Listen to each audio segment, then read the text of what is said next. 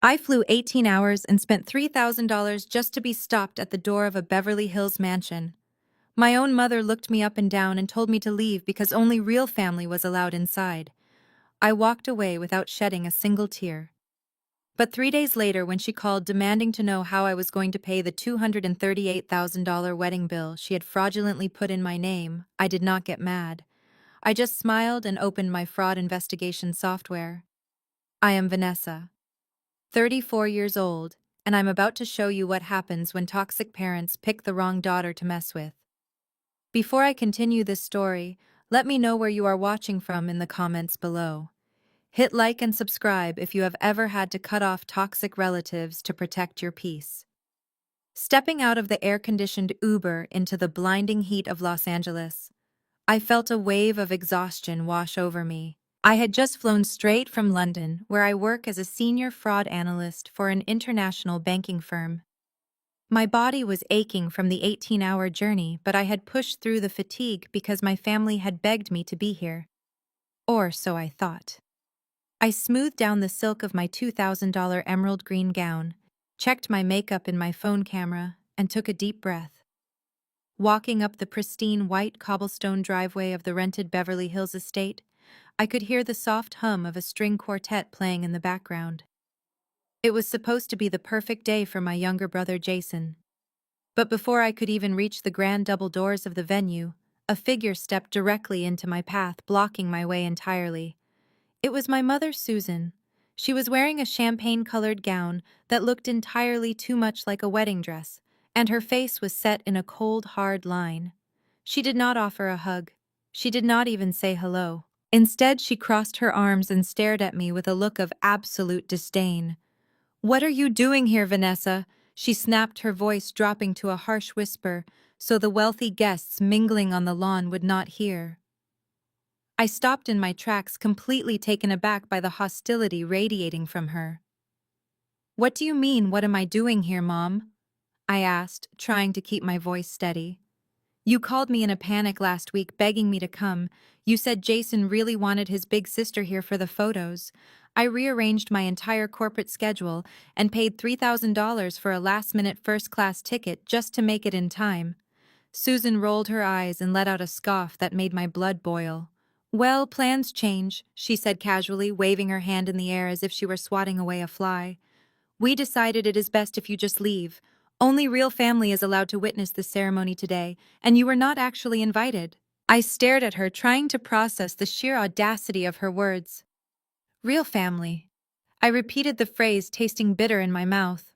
"I am his sister, Mom. I share your blood. How can you stand there and tell me I am not real family?"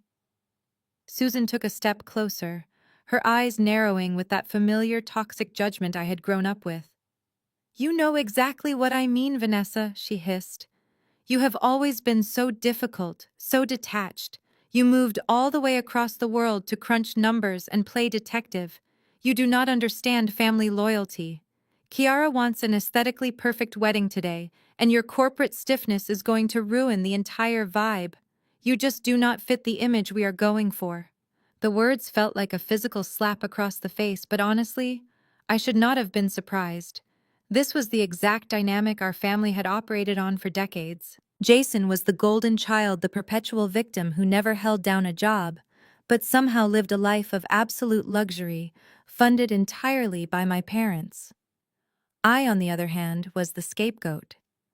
The daughter who worked 80-hour weeks, built a massive career from the ground up, and was only ever contacted when they needed a quick loan they never intended to repay. And now, here I was standing on the steps of a mansion being told that my mere presence was ruining the aesthetic of a wedding I had essentially been tricked into flying across the world for. I opened my mouth to defend myself, to demand the respect I deserved, but before I could speak, the heavy oak doors swung open. Jason and his bride Kiara stepped out onto the marble portico. Kiara was an aspiring luxury lifestyle influencer, and she was determined to make this wedding her viral breakout moment. She was a stunning African-American woman wearing a custom Vera Wang gown that easily cost more than most people's annual salary. But her beauty was entirely overshadowed by the ugly scowl that twisted her features the moment her eyes landed on me. Jason, standing next to her in a tailored tuxedo, just smirked. He did not look surprised to see me being held at the door by our mother. In fact, he looked incredibly amused. Kiara immediately snapped her fingers in the air, signaling for one of the burly security guards standing near the entrance. "Excuse me," she called out, her voice echoing across the quiet courtyard. "You need to remove this woman right now. She is stressing me out, and my custom Vera Wang needs good energy. I cannot have her toxic aura ruining my content today." The security guard stepped forward, looking incredibly uncomfortable. "Ma'am," he started, addressing me cautiously. "Are you on the guest list?" I looked at the guard, then at my mother, then at Jason and Kiara. The sheer disrespect was staggering. Jason let out a loud, arrogant laugh and leaned against the pillars. "Just take a hint, Vanessa," he called out, zero empathy in his voice. "Go back to London. Go back to your spreadsheets and your lonely apartment. You never belonged here anyway. Let the real family celebrate." In that precise moment, something fundamental shifted inside my brain. A lesser woman might have broken down in tears. A more dramatic woman might have caused a massive screaming match right there on the manicured lawn, ruining their precious aesthetic. But I am a fraud analyst. My entire career is built on identifying bad investments and cutting losses before they drain the system. Standing there looking at the smug faces of the people who were supposed to love me, I realized that this family was the worst investment of my entire life. They were a black hole of emotional and financial manipulation. I did not feel sad anymore. I felt entirely, completely free. I looked Kiara dead in the eye and gave her a slow, chilling smile. "Do not worry about your dress, Kiara," I said, my voice perfectly calm and steady. "I would hate to ruin something you clearly cannot afford." I turned my gaze to my mother and brother, taking one last mental snapshot of their arrogant faces. "Enjoy the wedding," I said softly. "It will be the last time you ever see me." I did not wait for their response. I turned on my heel and walked right back down the driveway, my head held high. I pulled out my phone and ordered another Uber. As I waited on the curb, I opened my contacts. I blocked my mother's number. I blocked my father's number. I blocked Jason and Kiara. I systematically severed every single digital tie I had to them. When the car arrived, I slid into the back seat and told the driver to take me to the Four Seasons. I booked myself a luxury suite, ordered expensive room service, and spent the next 2 days enjoying a peaceful, sunny vacation in California, completely unbothered by the toxic circus taking place across the city. I felt like a massive weight had been lifted from my shoulders. The toxic roots had finally been severed, but my peace was destined to be short-lived. 3 days later, I was packing my bags to head to the airport when my phone suddenly lit up with an incoming call. It was not my personal phone. It was my encrypted work cell, a number I had never given to anyone in my family except my father for extreme emergencies. I stared at the screen for a long moment, watching his name flash. Against my better judgment, I pressed answer. And that is when the real nightmare began. I spent the next 3 days lounging by the rooftop pool of my hotel, sipping expensive iced lattes, and actively ignoring the existence of my toxic relatives. It was a glorious 72 hours of absolute silence. I did not check my social media, and I certainly did not check my blocked caller list. By Tuesday morning, I was sitting at the mahogany desk in my hotel suite, fully dressed in my corporate attire and ready to log into my secure network for work. I booted up my laptop and connected my encrypted work phone to the server. I was reviewing a massive European banking fraud case, completely immersed in spreadsheets and risk assessment reports. The wedding drama felt like a distant memory. I was completely at peace. But that peace shattered the moment my secure work cell began to vibrate against the glass desktop. I stared at the screen in absolute disbelief. The caller ID displayed my father's name, Thomas. I had deliberately never given my parents my direct corporate line. I only gave it to my father 5 years ago for extreme medical emergencies. Assuming someone had died or ended up in the intensive care unit, I snatched the phone off the desk and answered it. Hello, Dad, is everything all right? I asked, my heart beating slightly faster, but there was no emergency. There was only raw, unadulterated anger. What the hell is wrong with you, Vanessa? My father bellowed through the speaker so loudly I had to pull the phone away from my ear. You are supposed to be some big-shot financial hotshot, and you cannot even keep your accounts in order. I sat there completely stunned by the sheer hostility radiating from the man who had just allowed his wife to throw me out of a wedding venue 3 days prior. What are you talking about, Dad? I asked, keeping my voice dangerously level. I am talking about the final vendor payment, you ungrateful brat, he shouted. The caterers just tried to run your platinum card for the final balance and it was declined. Do you have any idea how embarrassing this is for us? I blinked, staring blankly at the hotel room wall. My platinum card. I had absolutely no idea what he was talking about. I had not given anyone my credit card information, and I certainly had not authorized any payments for a wedding I was banished from attending. Dad, you are not making any sense, I said firmly. I did not give you a credit card. I did not pay for anything. And frankly, after the way you all treated me on Saturday, I would not give you a single dime if you were starving in the street. I heard a loud scuffling sound on the other end of the line, followed by muffled arguing. Give me the phone, Thomas. A sharp voice hissed in the background. It was my mother, Susan. A second later, her cold, demanding voice echoed through the receiver. Listen to me very carefully, Vanessa, my mother snapped, dropping any pretense of motherly affection. Stop playing these pathetic little games. We are not asking for a favor. We are telling you to fix your credit limit right now before the event coordinators take legal action against this family. Jason and Kiara are on their honeymoon, and they deserve to enjoy their new life without dealing with your financial incompetence. My financial incompetence. The sheer audacity of her statement almost made me laugh. Mom, I do not know what kind of scam you think you are running, I said, leaning forward in my chair. But I did not sign any contracts with your vendors. I do not owe anyone anything. If you cannot afford the lavish lifestyle Jason and his new bride are pretending to live, that is your problem, not mine. There was a heavy silence on the line. Then my mother let out a dry, arrogant chuckle that made my stomach twist into a cold knot. Oh, Vanessa, you really are clueless, she said, her tone dripping with smug satisfaction. You did sign the contracts. Or rather, your name is on them. You are the primary guarantor for the entire event. The total bill for the wedding is $238,000. You are legally responsible for every single penny. I stopped breathing. The numbers echoed in my head, bouncing around my skull like a pinball. $238,000.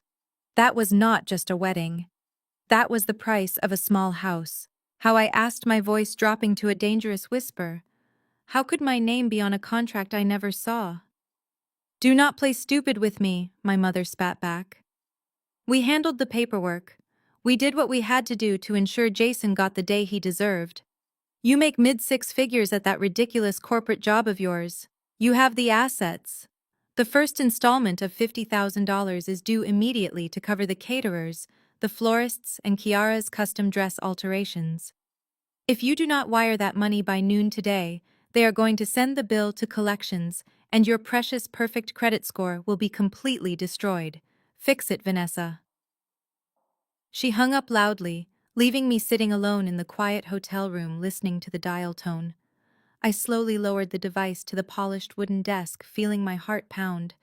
I sat completely frozen for a long moment, letting the horrible reality of her words wash over my entire body.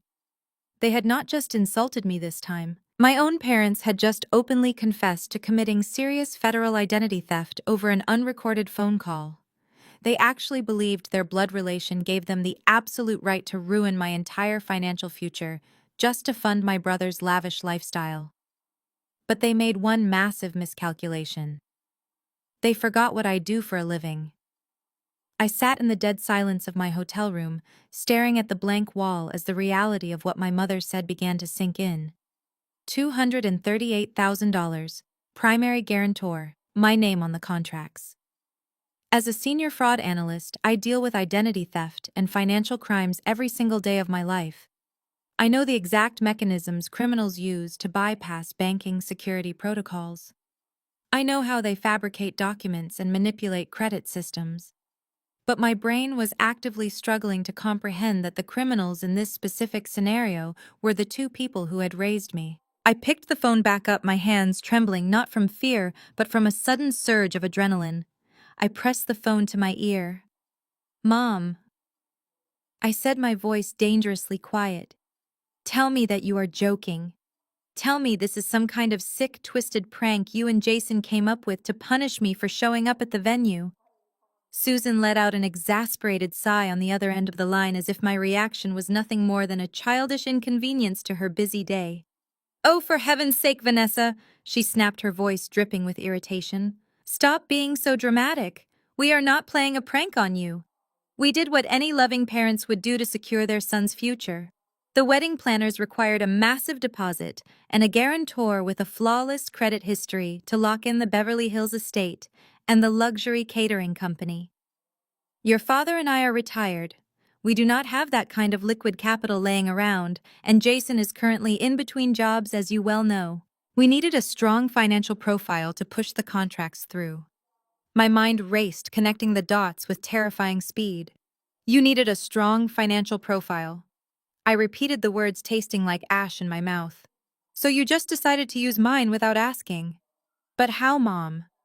The event coordinators for a luxury venue in Beverly Hills do not just let you write down a random name on a piece of paper.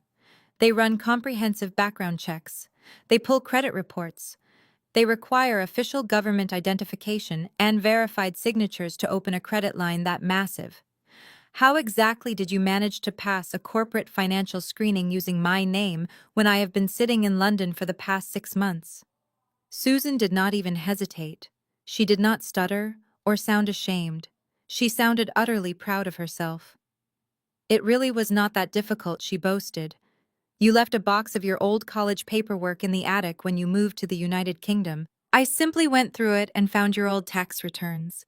You have always been so meticulously organized, Vanessa. It really made things quite simple for us. We had your social security number, your banking history, and your permanent address. I just filled out the guarantor application online and put down all of your information. When they asked for a copy of your driver's license, I told them you were a high-profile executive traveling abroad, and I provided the photocopy you gave us years ago for emergencies. I felt physically sick. You stole my social security number from my private documents," I asked, my voice dropping an octave. "You impersonated me to secure a $250,000 line of credit.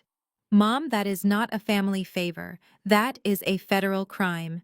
It is severe identity theft and wire fraud." "Oh, stop throwing legal buzzwords at me," Susan scoffed loudly. "You are my daughter. I gave birth to you. I clothed you and fed you for 18 years. Using your social security number to help your own flesh and blood is not a crime. It is a family obligation. Besides, we needed a wet signature on the final physical contracts to make it legally binding. Do you remember your father's old golfing buddy from the country club, Mr. Henderson?" My stomach plummeted. Yes, I remembered him. He was a local real estate broker and a licensed notary public. "You did not," I whispered, horrified by the sheer scale of their deception. "We certainly did," my mother replied, her voice filled with arrogant triumph. "We printed out the vendor contracts and your father forged your signature right there on the kitchen island. It was remarkably easy. We took the documents over to Mr. Henderson's office. We told him you were stuck in London on a business trip and that you had signed the papers before you left. We slipped him a few $100s for his trouble and he stamped them with his official notary seal without asking any questions. The venue accepted the notarized contracts immediately. It was perfectly executed until you decided to be stubborn and let your card decline today." I closed my eyes, taking a deep breath. The magnitude of their betrayal was staggering. They had premeditated this entire scheme. They had stolen my identity, forged my signature, bribed a licensed official, and committed massive financial fraud, all while planning to ban me from the very wedding I was unknowingly funding. Why, I asked, my voice perfectly flat, devoid of any emotion. Why would you do this to me? Because you can afford it, Vanessa. Susan snapped, her tone turning vicious. You sit over there in Europe, making a mid-six-figure salary, living in a luxury penthouse and hoarding all your money. You do not even have a husband or children to spend it on. Jason is starting a family. Kiara is expecting the lifestyle she deserves. Your brother deserves a good start in life. He deserves to be happy, and you have more than enough wealth to make that happen. Consider this your contribution to the family you have abandoned. Pay the $50,000 by noon, Vanessa. Do not make us force your hand. I could hear my mother breathing heavily into the receiver, waiting for me to cave. Before I could respond, the phone was snatched away again. This time, my father's deep, aggressive voice filled my ear.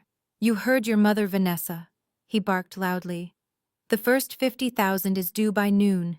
You have the money sitting in your investment accounts doing absolutely nothing.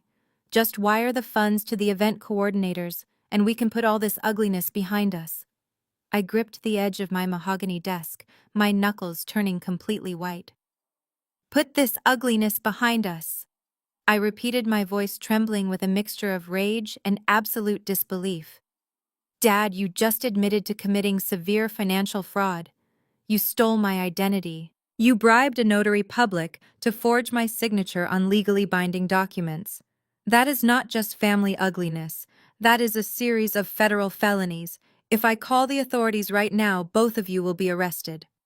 There was a brief pause on the line, but it was not a pause of fear or remorse. It was the calculated silence of a man who believed he held all the winning cards. Oh, grow up, Vanessa. My father scoffed, his tone dripping with patronizing arrogance. You are not going to call the police. You are not going to call anyone. You are going to log into your bank account and pay the bill because you know exactly what is at stake here. I sat up straighter in my chair, feeling a cold chill run down my spine. What exactly is at stake, Dad?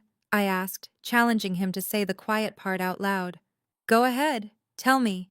He let out a low, menacing chuckle.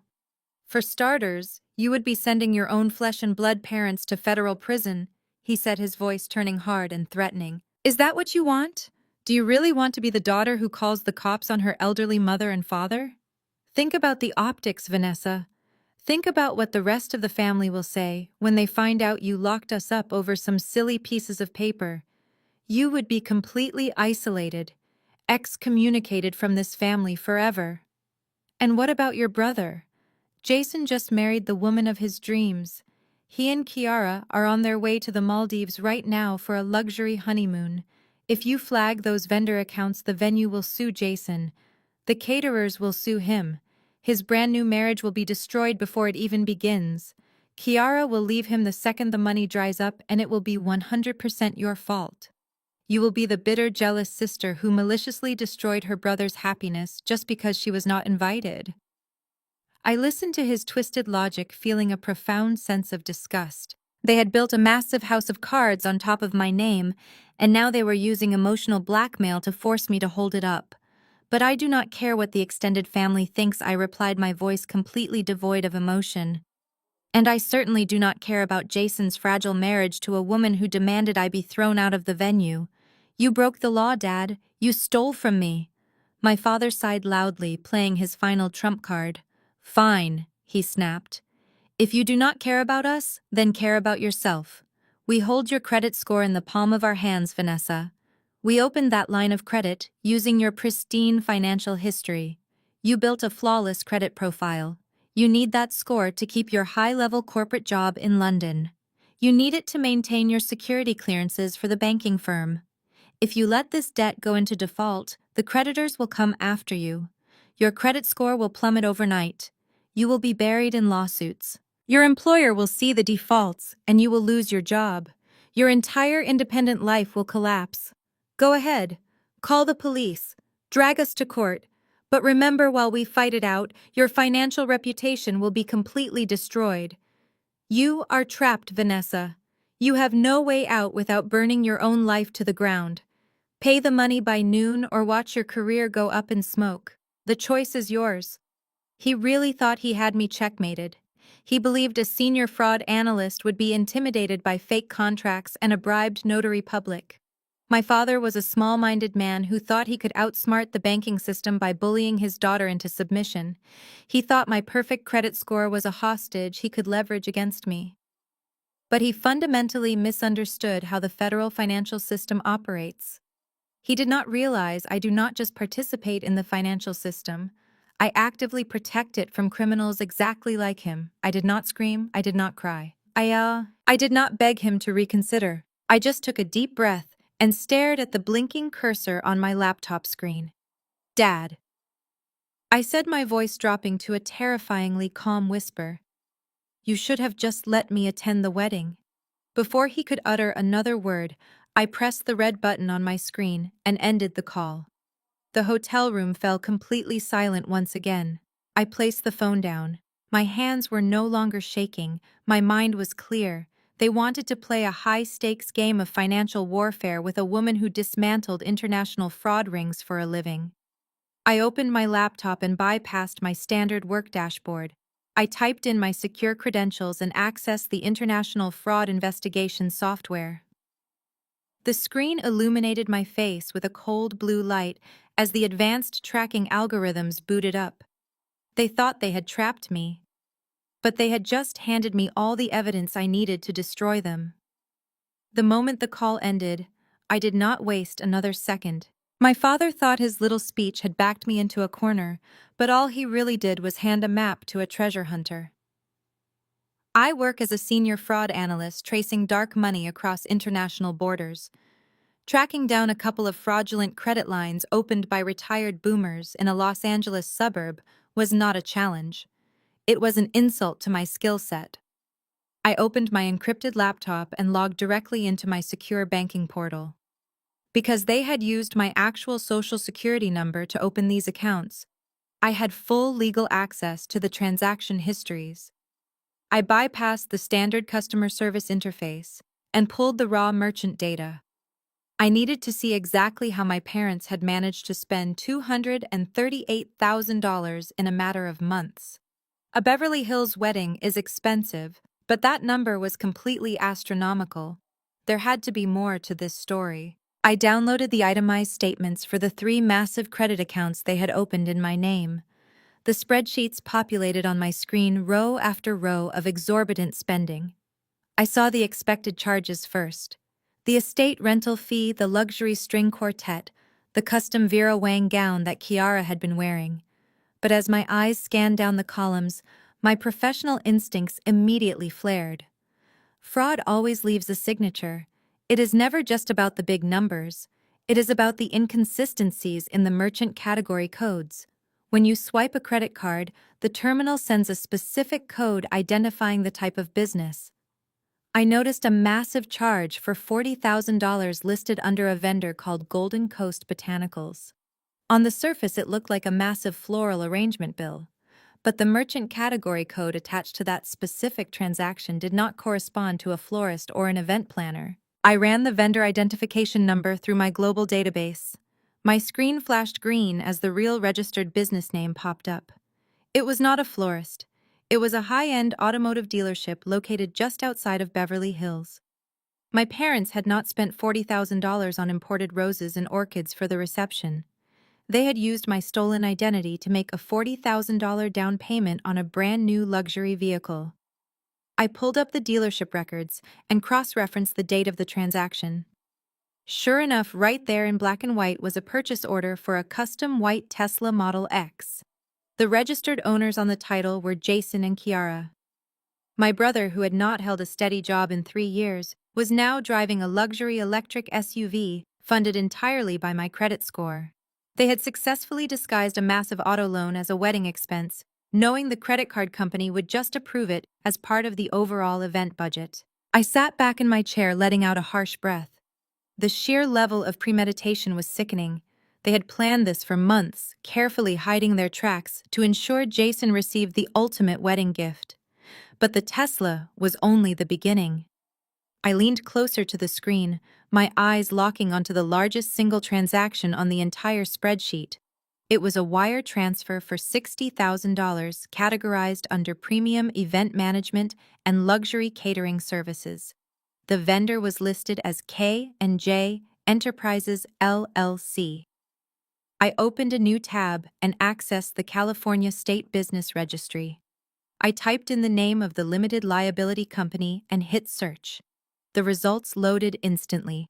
The company had been formed exactly 4 months ago, right around the time Jason and Kiara got engaged. The registered agent and sole proprietor of the business was Kiara. My parents had not paid a catering company $60,000 to feed their guests. They had funneled a massive lump sum of stolen cash directly into a shell company controlled by my new sister-in-law. I dug deeper into the LLC's digital footprint and found a linked business bank account. The money was sitting there labeled as seed capital for her luxury lifestyle influencer startup fund. Kiara had demanded I be thrown out of her wedding because my corporate energy ruined her aesthetic, while simultaneously using my stolen corporate salary to fund her entire fake online persona. My parents had orchestrated a massive coordinated heist. They had weaponized my financial stability to buy their golden child a luxury car and hand his demanding bride a massive cash business grant.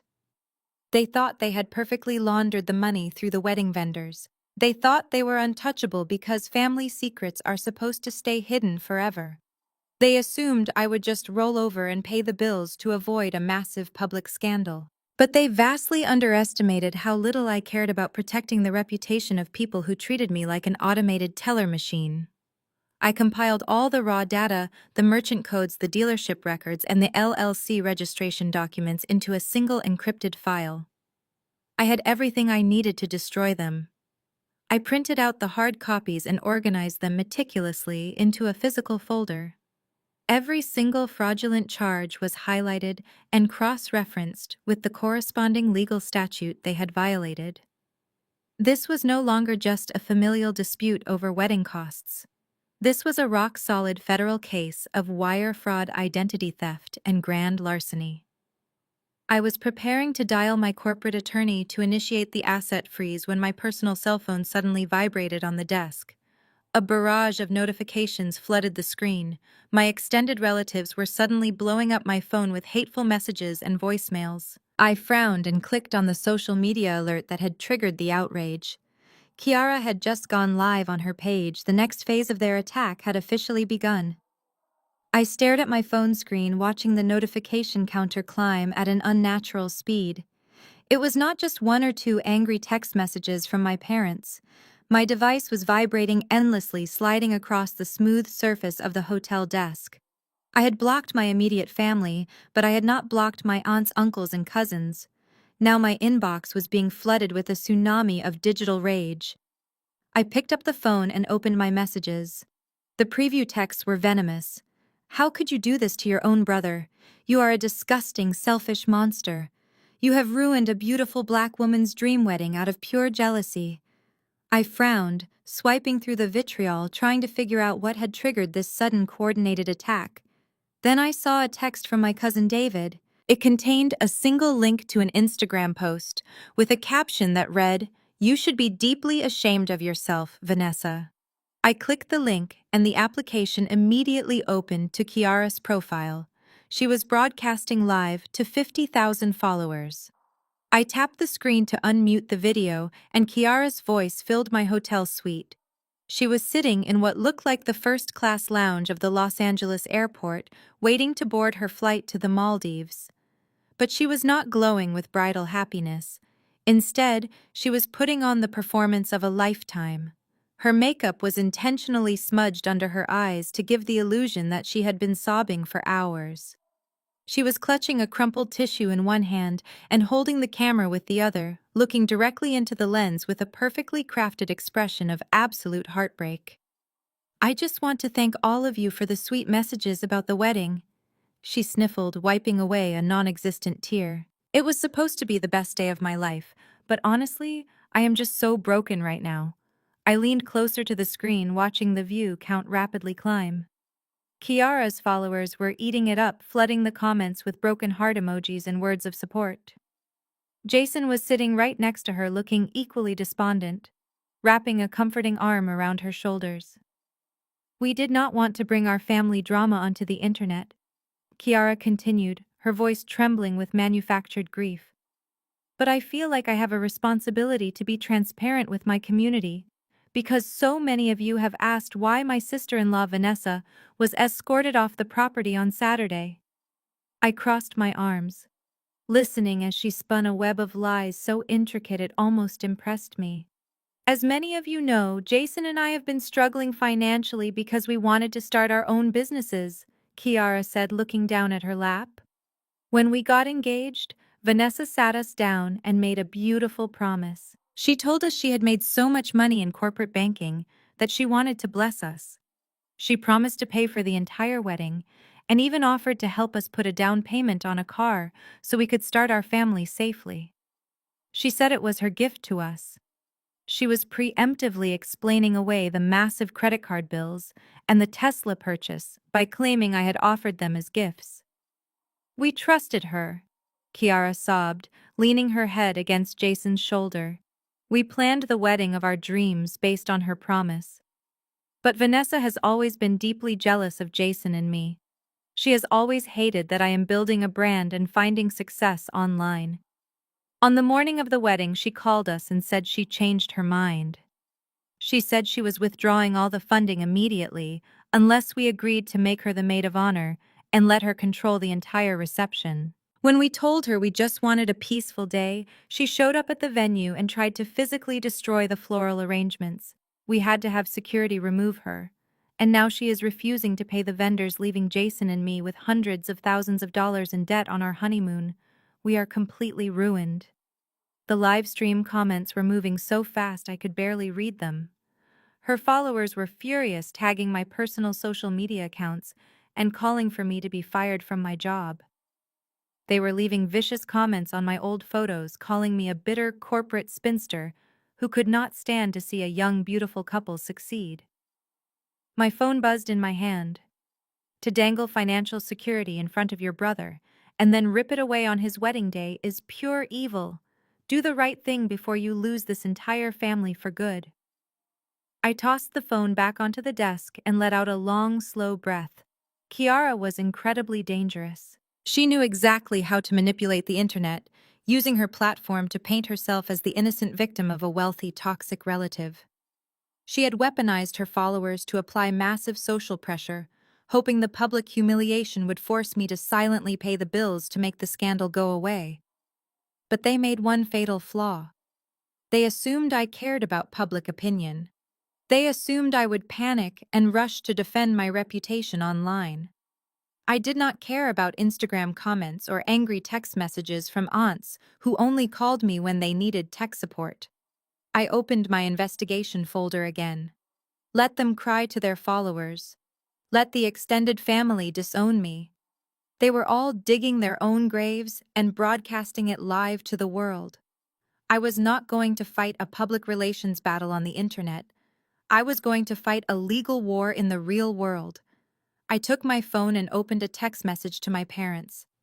It was time to set the snare. I closed the folder containing the evidence of their massive financial crimes and decided I needed a strong cup of coffee. Sitting in a hotel room reading angry messages from distant relatives was not going to solve anything.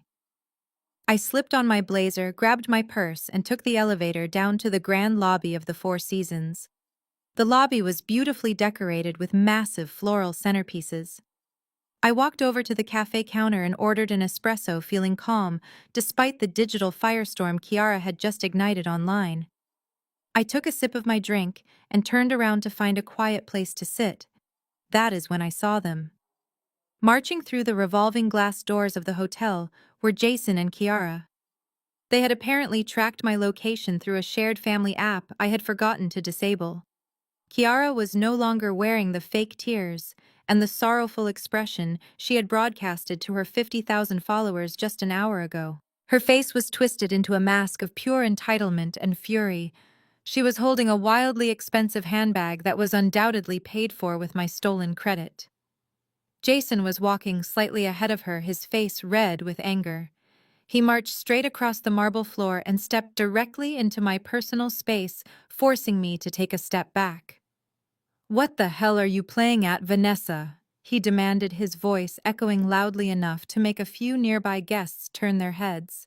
"You think you can just decline the payments and run away? You think you can embarrass my wife on the internet and ruin our honeymoon?" I took another sip of my espresso, looking at my brother. "I did not embarrass your wife, Jason," I replied, keeping my voice perfectly steady. "Your wife went on Instagram Live and embarrassed herself by lying to her followers. And as for your honeymoon, I am not the one who booked luxury flights with stolen funds." Jason took another step forward, trying to use his height to physically intimidate me. He leaned down, his face inches from mine. "Listen to me very carefully," he hissed. "I do not care about your petty jealousy, and I do not care about your little corporate attitude. Mom and Dad set up those accounts to give us the start we deserve. You have millions sitting in the bank. You are going to open your purse, take out your physical American Express Black Card, and hand it to me right now. I am going to call the venue, the florist, and the airline, and I am going to fix this mess you made. If you do not give me that card, I am going to make sure the entire family disowns you forever." I looked down at his outstretched hand and then back up at his red, angry face. The sheer delusion was almost fascinating to witness. He honestly believed he could just bully a senior fraud analyst into handing over an unlimited credit card to cover up a $250,000 federal crime. I did not reach for my purse.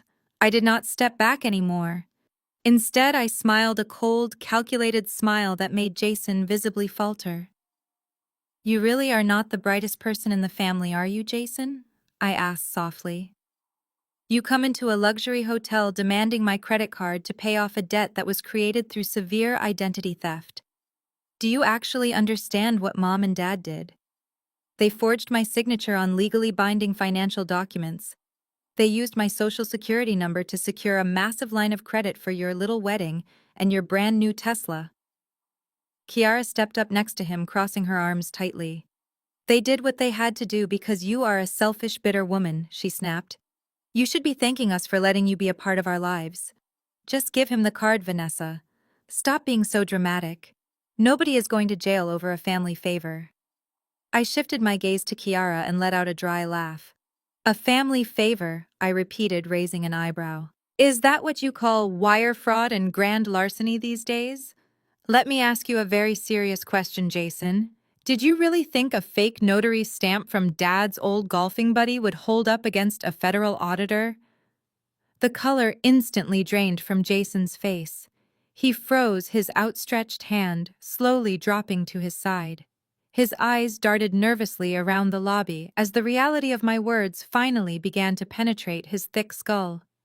"Federal auditor," he repeated, his voice suddenly losing all of its aggressive volume.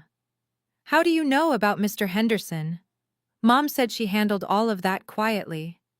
"I know because tracking down amateur financial criminals is quite literally my job," I replied, leaning in closer.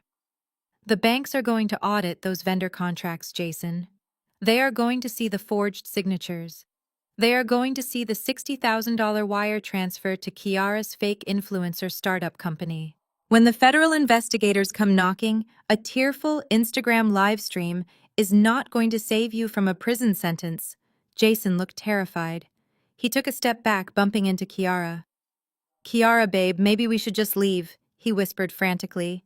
"If she knows about the notary and the LLC, this could actually be really bad. Mom said it was foolproof, but she is a fraud investigator. We could get arrested for the car." But Kiara was not about to let her luxury lifestyle slip away that easily. She grabbed Jason's arm and dug her acrylic nails into his jacket, glaring at me with hatred. "Do not listen to her, Jason," she hissed. "She is bluffing. She is trying to scare us so she does not have to pay for the wedding. She would never report her parents. Call her bluff." Jason and Kiara marched out of the hotel lobby, leaving me standing near the cafe counter. I watched them go, knowing they actually believed their intimidation tactic worked. Kiara thought her social media tears and Jason's aggressive posturing were enough to make me fold, but they fundamentally misunderstood my silence. I was not retreating. I was calculating. If I was going to hand over my evidence to the authorities, I needed a bulletproof confession. I needed them to admit out loud on a recording that they knowingly forged my signature and stolen my identity. The only way to get narcissistic people to confess is to make them believe they completely got away with it. I drafted a text to our family group chat. I chose every word to sound completely defeated. I wrote, Mom, Dad, Jason, Kiara, I am so sorry. You were right. I panicked and overreacted. I cannot afford to lose my job over a ruined credit score, and I certainly do not want to lose my family. Please let me fix this. Meet me at L'Auberge in Beverly Hills tonight at 8. Dinner is on me, and I will bring paperwork to legally transfer the vendor debts into my name. I hit send. 2 minutes later, my phone buzzed with a reply from my mother. It simply read, "We will see you at 8, do not be late." L'Auberge was one of the most exclusive and ridiculously expensive restaurants in the city. It was the exact kind of place my parents loved because it made them feel wealthy. I arrived 30 minutes early and requested a private booth in the back corner of the dining room. I needed a quiet space where the ambient noise of the restaurant would not interfere with the microphone on my phone. I sat down and placed my encrypted work phone face down on the center of the table right next to the floral centerpiece. I pressed record just as the hostess guided my family toward the booth. They looked like they just won the lottery. My father, Thomas, walked with his chest puffed out, wearing a tailored suit undoubtedly paid for by someone else. My mother, Susan, was dripping in heavy gold jewelry, sporting a smug, self-satisfied smile. Jason and Kiara trailed right behind them. Kiara was carrying the same expensive designer handbag she flaunted earlier, and Jason had an arrogant little smirk plastered across his face. They slid into the leather booth opposite me, not bothering to offer a greeting. They just stared at me, waiting for my complete surrender. Well, my father started leaning back heavily against the leather cushion. "I am glad to see you finally came to your senses, Vanessa. Your mother and I were incredibly disappointed by your stunt at the venue and then your complete refusal to handle your financial responsibilities this morning. You caused Kiara a great deal of unnecessary stress on a day that was supposed to be all about her." I kept my face perfectly neutral and looked down at my hands, playing the role of the broken scapegoat to absolute perfection. "I know, Dad," I said, forcing my voice to tremble. I was shocked by the amount of money. $238,000 is a massive amount of debt.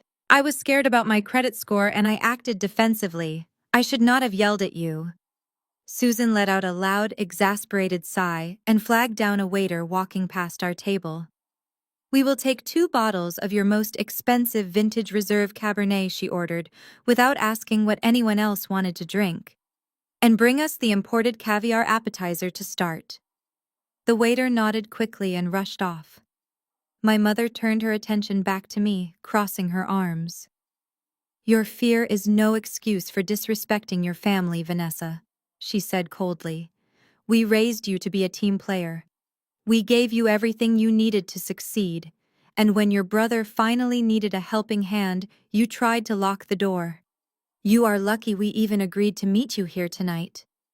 I swallowed hard, nodding slowly, as if her toxic words were actually getting through to me. "I understand, Mom," I said softly, "and I really do want to make this right. I cannot have my corporate employers finding out about a massive default on my credit report. If the vendors send those bills to collections, my banking firm will flag my accounts and I could lose my security clearance. My career is everything to me and I have to protect it." Jason laughed loudly. "I told you, babe," he said, turning to look at Kiara.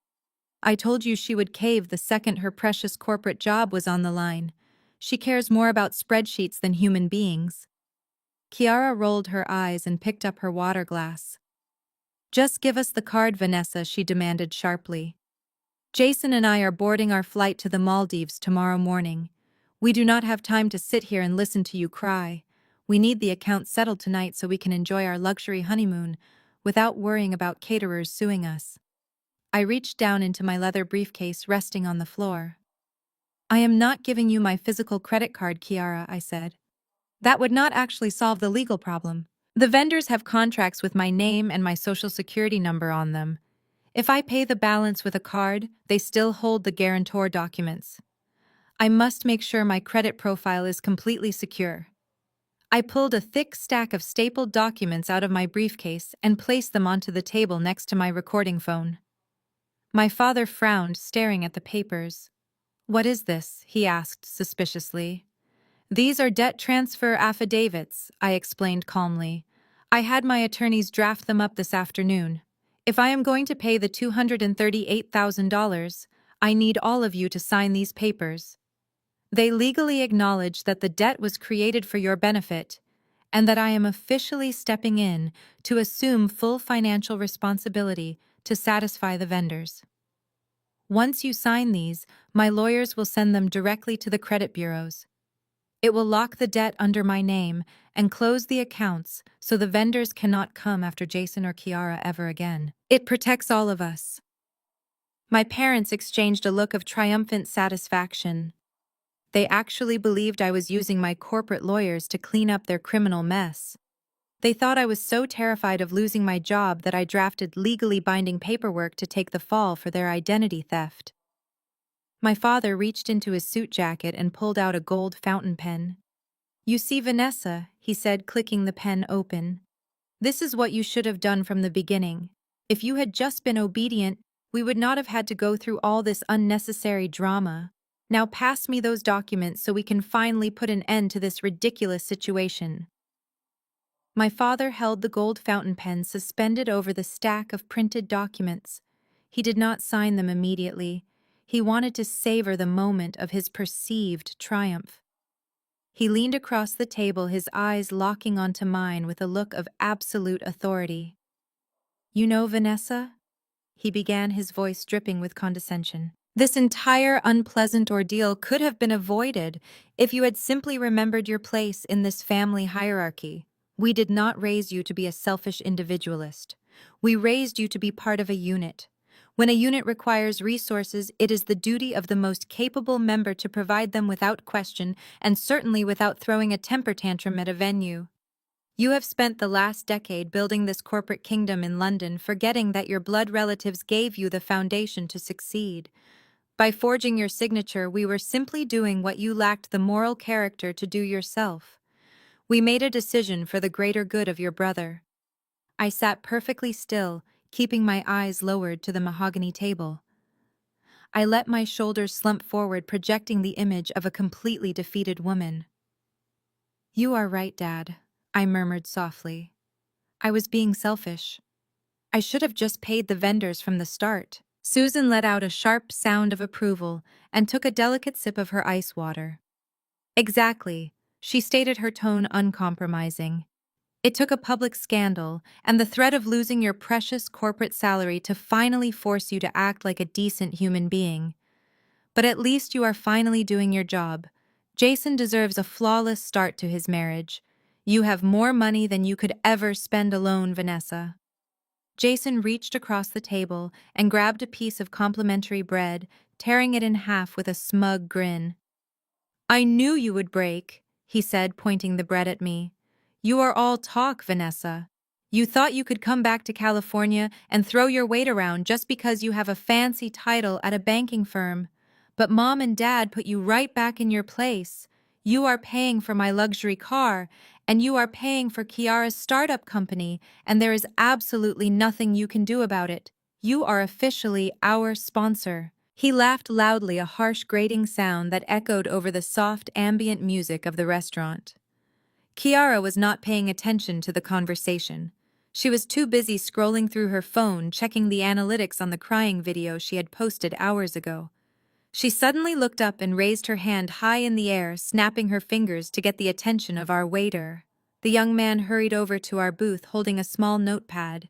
"Excuse me," Kiara demanded, pointing a perfectly manicured acrylic nail at the wine menu. "We are celebrating a massive financial victory tonight. Cancel those 2 bottles of House Cabernet," the older woman ordered earlier. "I want the vintage Dom Perignon. Bring us the $1,000 bottle." The waiter blinked, looking slightly nervous. He glanced at my parents and then at me. Ma'am, that specific vintage is $1,200 a bottle, he clarified politely. Are you absolutely sure? Kiara let out an arrogant scoff and gestured broadly in my direction. Do not worry about the price, she sneered. My wealthy sister-in-law is paying for absolutely everything tonight. Put it on her tab. She is making up for being a horrible person. Go get the bottle right now. The waiter nodded quickly and rushed away toward the bar. I watched the exchange without changing my expression. Kiara leaned back against the leather booth, crossing her arms with a look of supreme satisfaction. You should consider this an investment in my brand, Vanessa, she stated proudly. When my lifestyle influencer company takes off and I am making millions, you can tell people you helped fund the beginning of my empire. Though honestly, after the way you acted, I probably will not even mention your name to my followers. I just nodded slowly, keeping my hands folded in my lap. I am just glad we can put this behind us. I lied smoothly. I really need those vendor accounts closed so my credit report stays clean. My father finally lowered his gold fountain pen to the paper. We will sign your little documents, Vanessa, he declared pompously. But do not think this makes you a hero. You are just cleaning up the mess you made by being stubborn. You are fulfilling your fundamental obligation to your brother. He signed his name directly on the stark white paper. He slid the packet over to my mother. Susan did not even read the legal text. She just grabbed the pen and signed her name right next to his. I watched the ink dry, feeling a deep sense of absolute vindication. They saw the words debt transfer and immediately assumed they had won. Jason took the pen next, scribbling his signature with zero hesitation. Finally, he handed the pen to Kiara. She rolled her eyes and signed her name right on the bottom line, sealing her own fate. The waiter returned carrying the incredibly expensive bottle of vintage champagne. Pop it open, she commanded, waving her hand. We have a lot of celebrating to do tonight. The waiter expertly popped the cork and poured the bubbling golden liquid into 4 crystal flutes. He did not pour one for me. They raised their glasses in the air, completely ignoring my presence at the table. To my beautiful new wife, Jason toasted loudly, clinking his glass against hers. And to never worrying about money again, Kiara added with a vicious smirk. They drank their expensive champagne, celebrating their brilliant criminal enterprise. But they had absolutely no idea that the real celebration was about to be mine. The waiter poured the last of the expensive champagne into their glasses and stepped away from the table, leaving us in our private corner. I watched my family take their first sips of the $1,000 wine, their faces glowing with the sheer thrill of having successfully manipulated me. The atmosphere in the booth had completely shifted. They were no longer angry or defensive. They were victorious. And victorious people are almost always sloppy. I kept my hands folded neatly in my lap, my eyes carefully locked onto my phone, sitting face down, right next to my mother's crystal flute. The recording app had been running for 20 minutes, perfectly capturing every single sound. Now it was time to get the exact audio clips my lawyers needed for the federal indictments. I leaned forward slightly, resting my elbows on the mahogany table, and let a look of genuine curiosity cross my face. I have to admit, Mom, I said, keeping my voice soft and non-threatening. Even though I was upset this morning, I am actually incredibly surprised you pulled this off. I work in fraud detection, and the banking security protocols are tighter than they have ever been. How did you actually get past the initial identity verification without triggering a massive system lockdown? Susan let out a delighted little laugh, clearly flattered that her highly educated corporate daughter was asking for her strategic insight. She took another sip of her champagne and leaned in closer, dropping her voice to a conspiratorial whisper. It was all about having the original documents, Vanessa, she boasted proudly. You cannot just guess someone's social security number and expect a bank to approve $250,000. I went up into the attic and dug through those old filing boxes you left behind when you moved to London. I found your original social security card, your old passport, and a stack of your previous tax returns. When the event coordinators sent the digital application, I just uploaded high-resolution scans of your actual government identification. The banking software recognized the documents as completely legitimate, because they were legitimate. You practically handed us the keys to the vault. I nodded slowly, making sure my face registered absolute amazement, rather than the deep disgust bubbling in my stomach. Wow, I murmured. But what about the physical contracts? The digital application is one thing, but the luxury venue and the credit company require wet signatures on the final guarantor paperwork.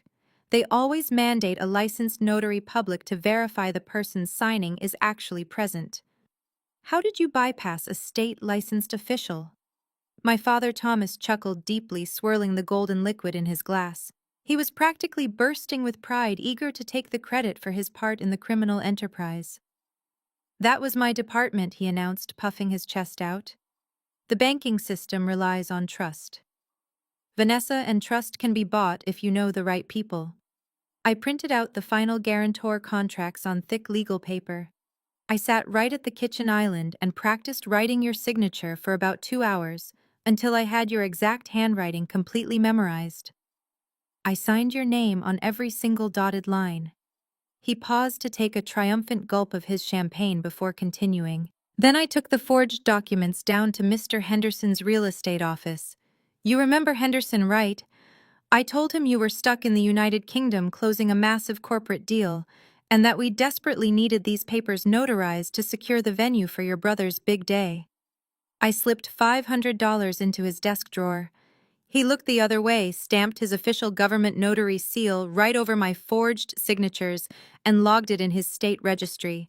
The credit company saw the official stamp and immediately authorized the $238,000 limit. It was child's play. I let out a soft breath.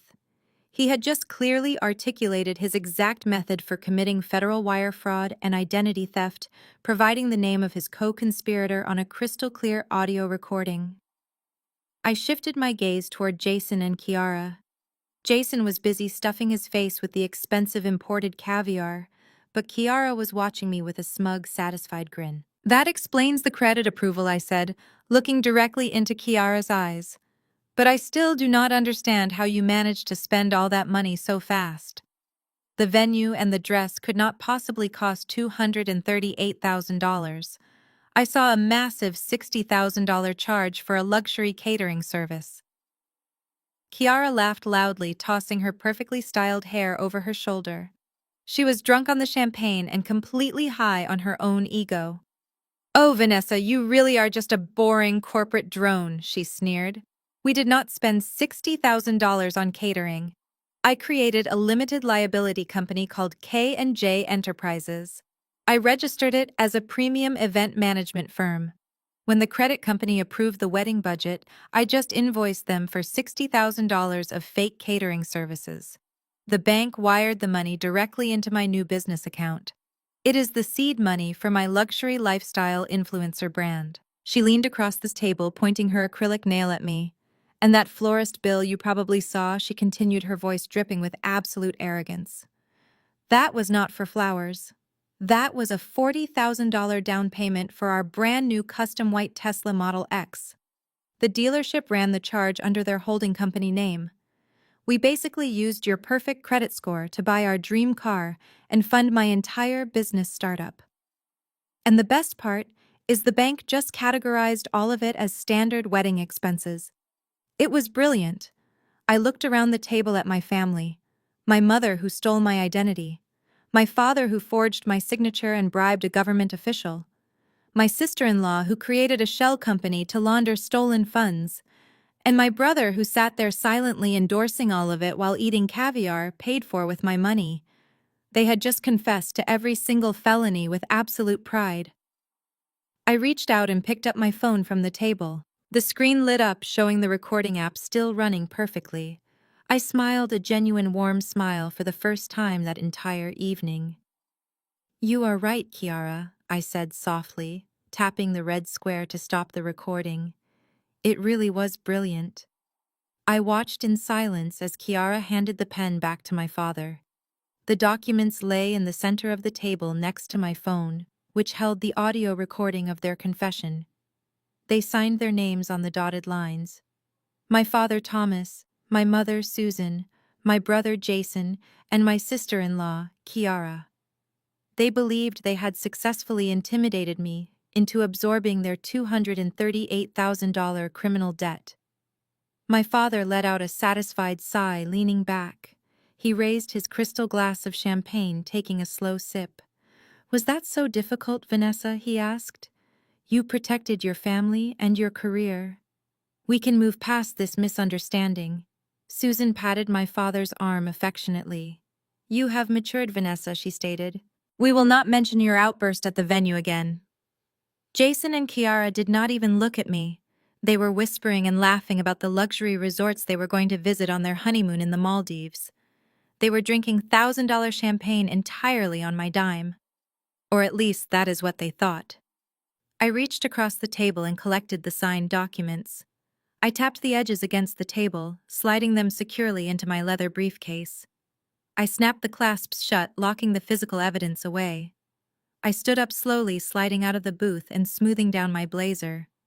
I picked up my encrypted work phone, slipping it into my pocket, feeling the solid weight of their digital confession.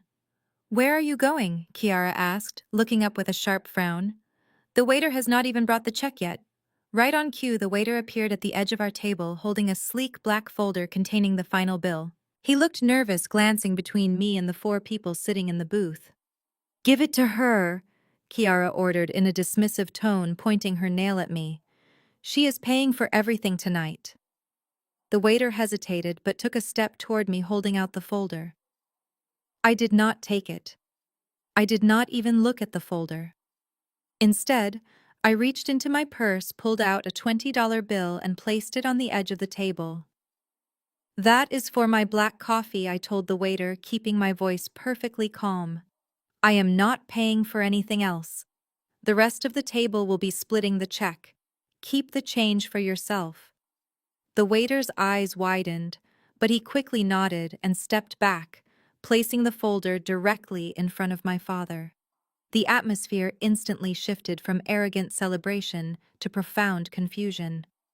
My father stared at the folder and then glared up at me, his face flushing red. "What kind of childish game are you playing now, Vanessa?" he barked. "You invited us here. You said dinner was on you." I looked down at him, feeling absolute icy calm. "I said I was going to handle the debt, Dad," I replied softly. "And I just did. I have all of your signatures right here in my briefcase. But I never said I was paying for your $1,000 champagne or your caviar. You ordered that on your own. You can pay for it yourselves." Susan slammed her hand down on the table, causing the crystal glasses to rattle. "Do not embarrass us in this restaurant, Vanessa," she hissed, looking around nervously. "We do not have our credit cards with us. We took an Uber here because you said you were treating us. Pay this bill right now before you ruin the evening." Jason stood up, leaning over the table with his fists clenched. "You better hand over your card right now, Vanessa." He threatened, his face contorting with panic. "If you walk out of here and leave us with a $3,000 bill, I swear I will make you regret it." Kiara was staring at the folder, her mouth hanging open, as she realized they were about to be held financially responsible for their own extravagant choices. I just smiled, soaking in their sudden panic. "Tell the family whatever you want, Jason," I said, my voice steady. "Tell them I abandoned you. Tell them I am crazy. It does not matter to me anymore. Enjoy your honeymoon." I turned around and walked away without looking back. I could hear my father shouting my name across the elegant dining room, but I just kept walking. I pushed through the heavy glass doors of the restaurant and stepped out into the cool, evening air of Beverly Hills. Once I was a full block away, I pulled my encrypted work phone out of my pocket.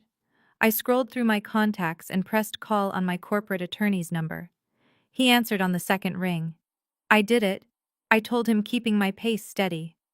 "I have the signed affidavits acknowledging their actions. More importantly, I have a crystal-clear audio recording of all four of them explicitly detailing how they committed wire fraud, forged my signature, and laundered the money."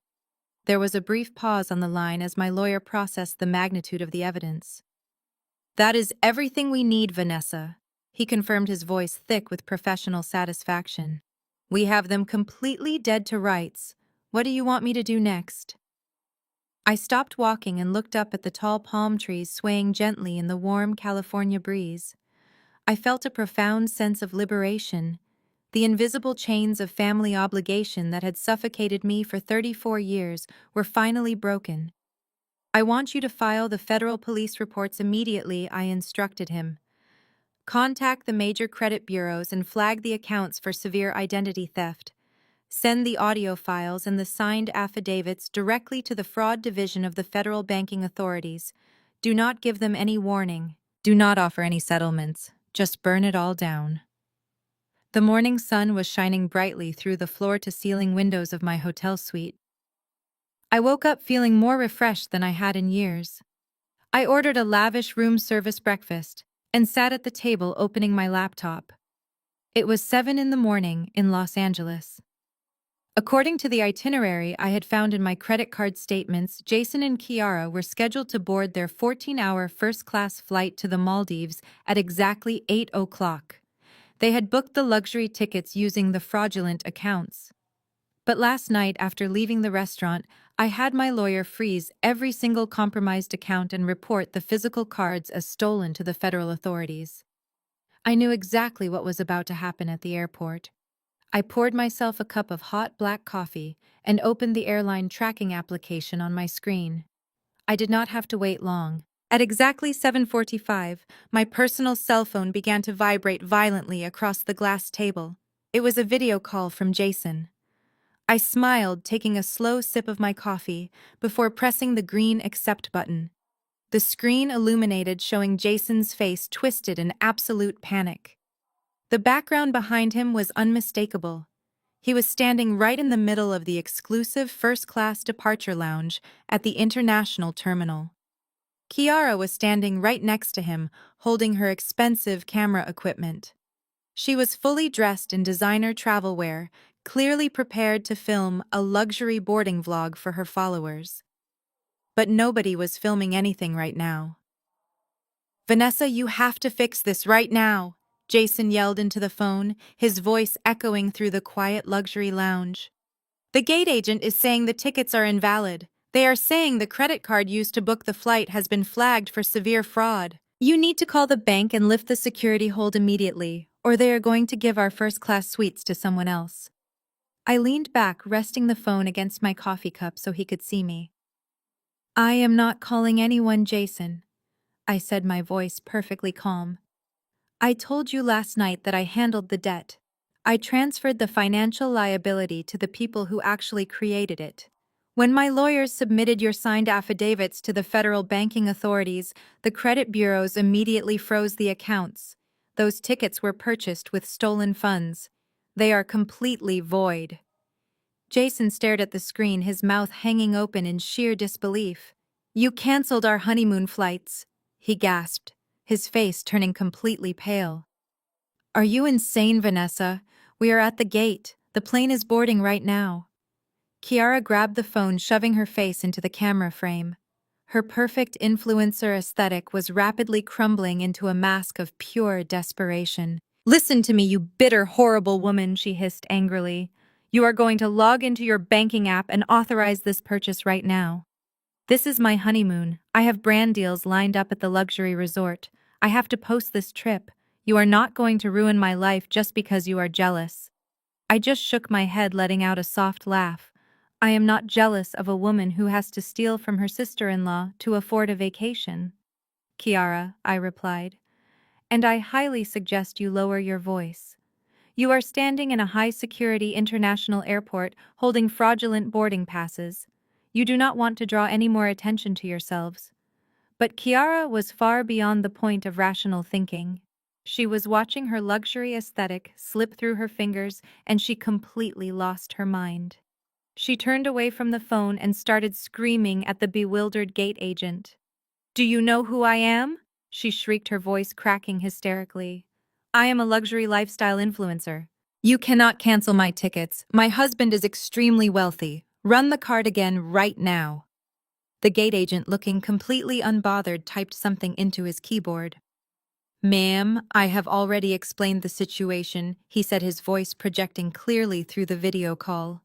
The credit card on file has been flagged by federal authorities as a stolen asset. I cannot run the card again. In fact, I am legally required to confiscate the physical card and retain your boarding passes.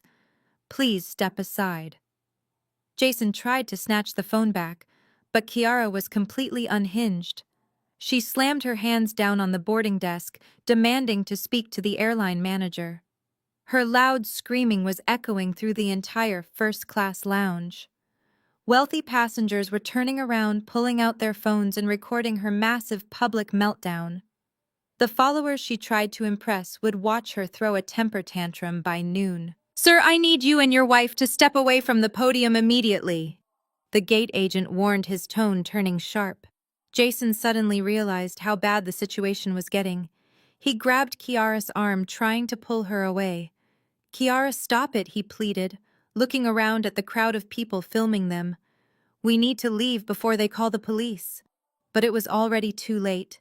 I saw 4 armed airport security officers marching swiftly into the first-class lounge. They headed straight for the boarding podium. "Sir, Mom, please step away from the desk," the lead officer commanded loudly. Kiara instantly froze, dropping my phone on the carpeted floor.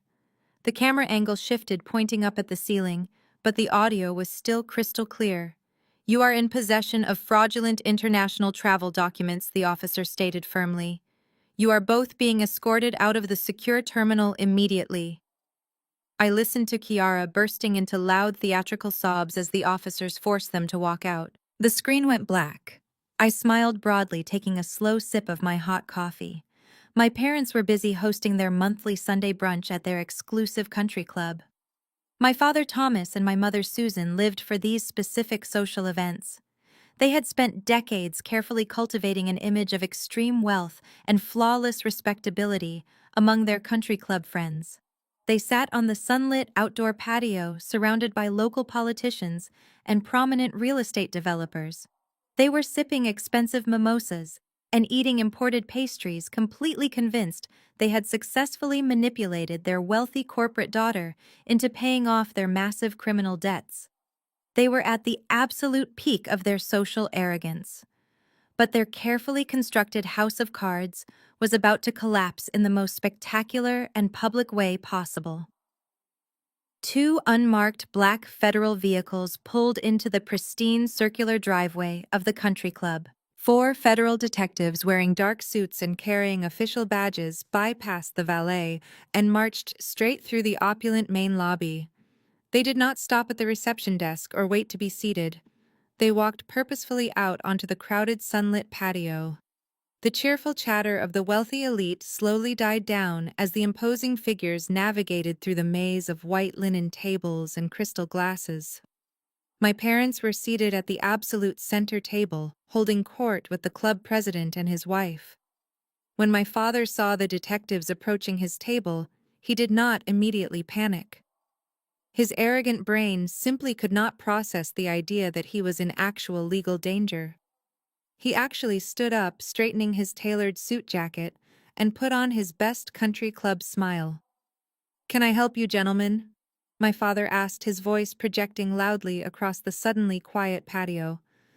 "We are having a private brunch here, and we would prefer not to be disturbed." The lead detective did not smile back. He pulled out his federal badge, holding it up high for the entire table to see clearly. "Thomas and Susan," he stated, his voice booming with absolute authority. "We are with the Federal Financial Fraud Division. We have active warrants for both of your arrests regarding severe identity theft, wire fraud, and conspiracy to commit grand larceny." The entire patio went completely dead silent. The club president and his wife stared at my parents in absolute shock.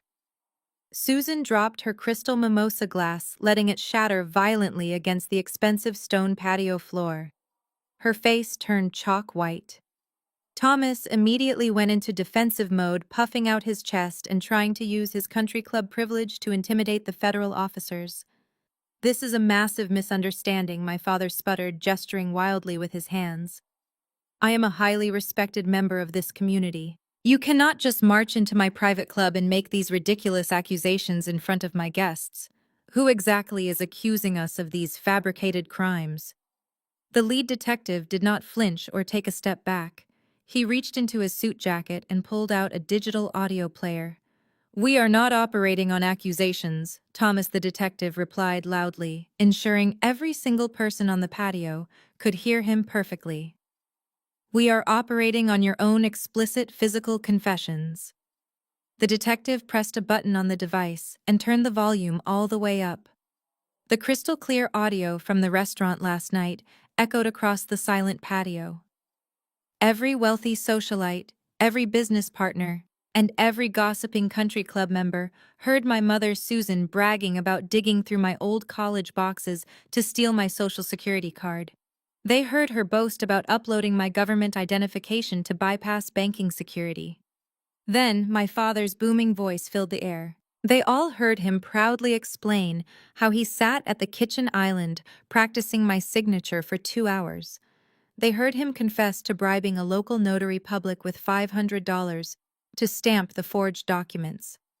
The audio clip ended with him bragging about how easy it was to trick the credit company into authorizing a $238,000 limit. The silence that followed the recording was absolutely deafening. My parents stood there completely frozen, stripped of their wealthy facade, and exposed as common criminals in front of the only people whose opinions they actually cared about. There was no way to spin the audio. They had confessed to federal felonies, using their own arrogant voices. Susan started to cry, shaking her head and looking around at her friends for support. The club president actually stood up and pulled his wife away from my parents, as if their criminal behavior was a contagious disease. "Thomas, open your mouth and say something," my mother pleaded, her voice trembling with genuine terror. But my father had absolutely nothing to say. His gold fountain pen and his country club membership could not save him from a federal indictment.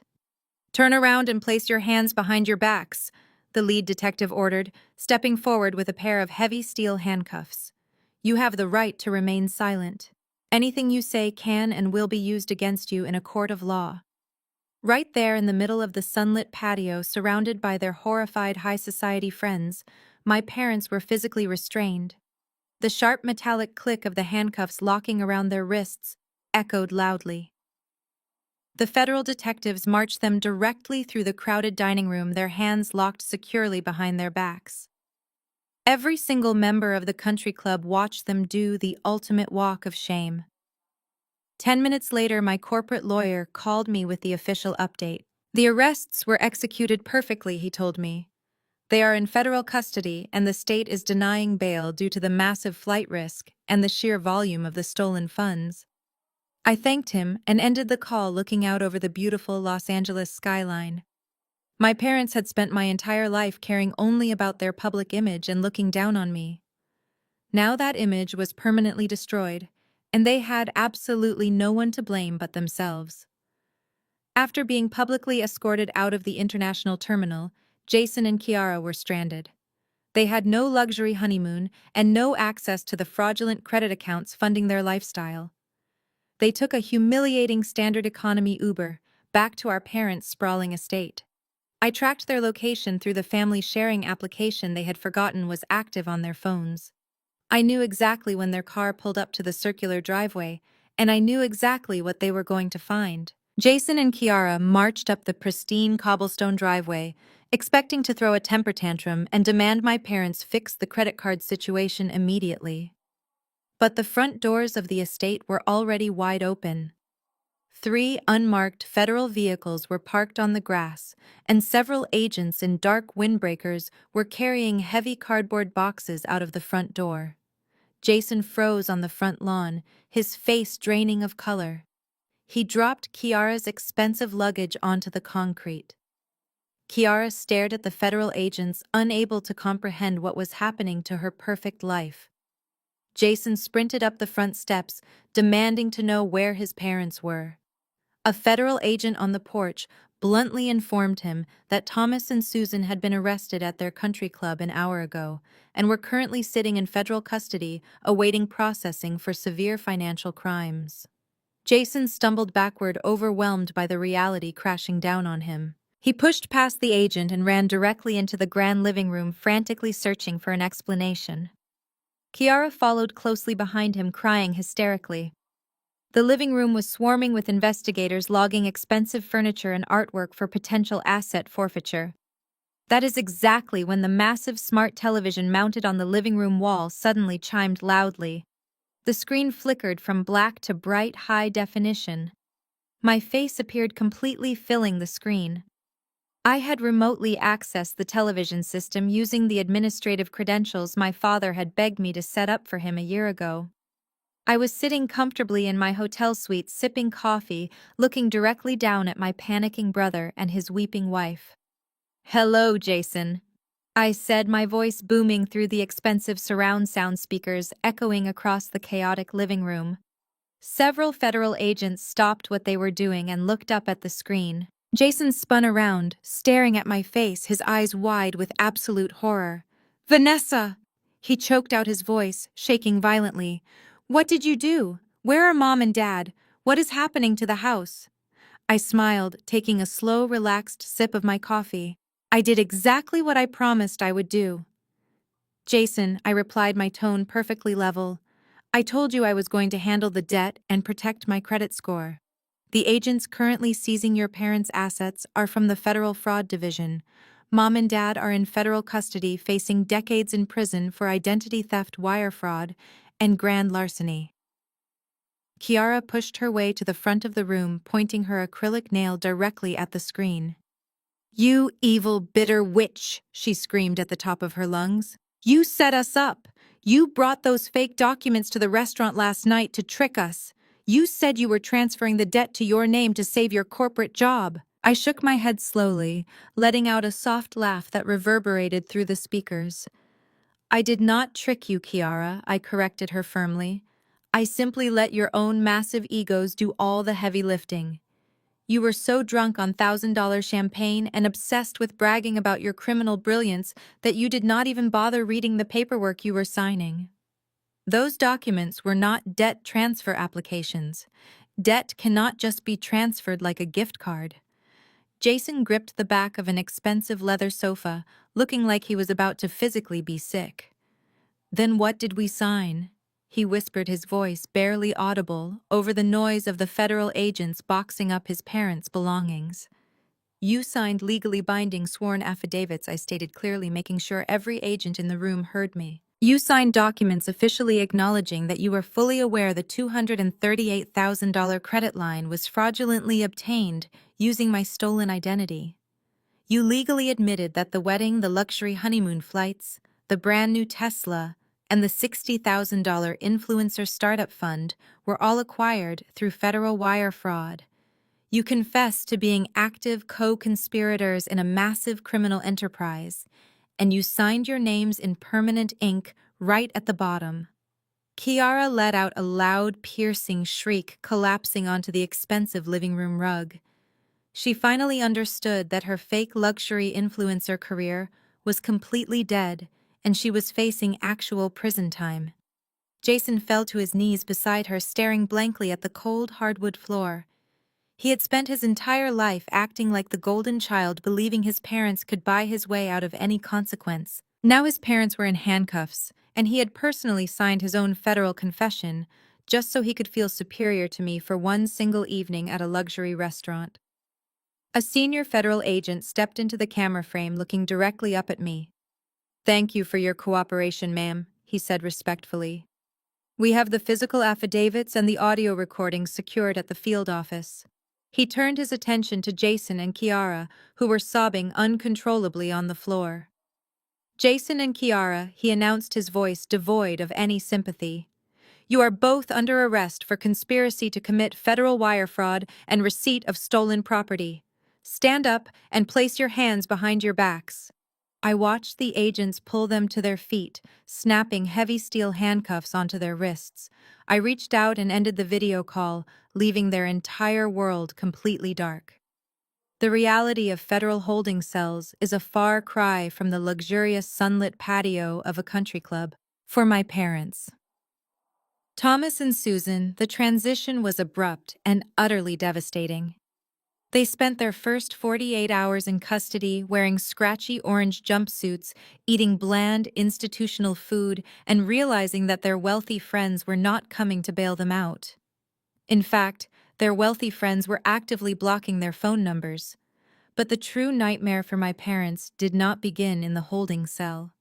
It began the moment their high-priced defense attorney sat down across from them in the stark metal visitation room and explained the absolute severity of their situation. The federal authorities had moved with lightning speed. Because the evidence was completely irrefutable, the banks had instantly frozen all of Thomas and Susan's financial assets. Their joint checking accounts, their savings, their investment portfolios, and their massive retirement pensions were entirely locked down pending the federal fraud investigation. They were suddenly entirely penniless. When my parents finally managed to secure a temporary release on bond, using the equity of their sprawling estate as collateral, they returned to a house that no longer felt like a castle. It felt like a massive, expensive prison. The federal prosecutor had laid out a very simple and incredibly brutal ultimatum. They were facing multiple counts of wire fraud, identity theft, and conspiracy to commit grand larceny. Given the sheer volume of the stolen funds, which totaled $238,000, the mandatory minimum sentencing guidelines suggested up to 10 years in a federal penitentiary. The only way to negotiate a plea deal and potentially avoid spending their golden years behind bars was to make immediate and total financial restitution to the defrauded credit bureaus and the banking institutions. Every single penny of the stolen money had to be paid back immediately. For decades, my parents had lived a lifestyle heavily dependent on the illusion of endless wealth. They drove imported luxury cars, they maintained expensive country club memberships, and they hosted lavish parties to impress people they secretly despised. But that illusion was shattered the moment the restitution order was finalized. To avoid federal prison, they were forced to immediately liquidate their entire estate. The massive 5-bedroom brick house where I had grown up, the house where I was constantly told I was never quite good enough, was put on the market for a rapid cash sale. Because they needed the money urgently to satisfy the federal prosecutors, they had to accept an offer that was hundreds of thousands of dollars below the actual market value. I watched the real estate listing online as the status changed from active to sold in a matter of days. But selling the house was not nearly enough to cover the massive debt, the legal fees, and the federal fines. The liquidation process continued with ruthless efficiency. My father was forced to sell his prized vintage sports car to a local dealership for a fraction of what he paid for it. My mother had to empty her expensive jewelry boxes, pawning her diamond necklaces, and designer watches just to keep up with the mounting retainer fees for their defense attorney. They had to formally resign from their exclusive country club, effectively excommunicating themselves from the high society circles they had spent their entire adult lives desperately trying to impress. The humiliation was absolute and inescapable. Every person they knew was gossiping about their spectacular fall from grace. The final devastating blow came when the courts ordered the liquidation of their retirement accounts. Thomas and Susan had spent 40 years building a massive pension fund intended to finance their lavish retirement years. They had planned to spend their 60s traveling the globe, taking luxury cruises and spoiling their golden child Jason. Instead, they were forced to prematurely drain their entire retirement portfolio, facing massive early withdrawal penalties and crippling tax liabilities just to satisfy the federal courts. By the time the $238,000 restitution was paid back to the banks, my parents were completely financially ruined. They had avoided the 10-year prison sentence, but they had lost absolutely everything else in the process. They were forced to pack whatever meager belongings they had left into rented moving trucks and relocate to a cramped 2-bedroom apartment in a highly undesirable neighborhood, far away from their old Beverly Hills adjacent lifestyle. There were no more sunlit patios or imported caviar brunches. There were only thin walls, cheap linoleum floors, and the crushing weight of their new reality. They had destroyed their entire financial foundation just to fund a fake luxury wedding and buy a fancy car for a son who was currently facing his own federal indictments. And the ultimate irony was that they could not even turn to their beloved golden child for financial support. Jason was entirely broke, his fraudulent assets seized, and his fake influencer wife packing her bags. Sitting alone in my quiet luxury penthouse in London, I reviewed the final court documents sent over by my corporate lawyer. I felt no guilt whatsoever. I felt absolutely no remorse for holding them accountable for their crimes.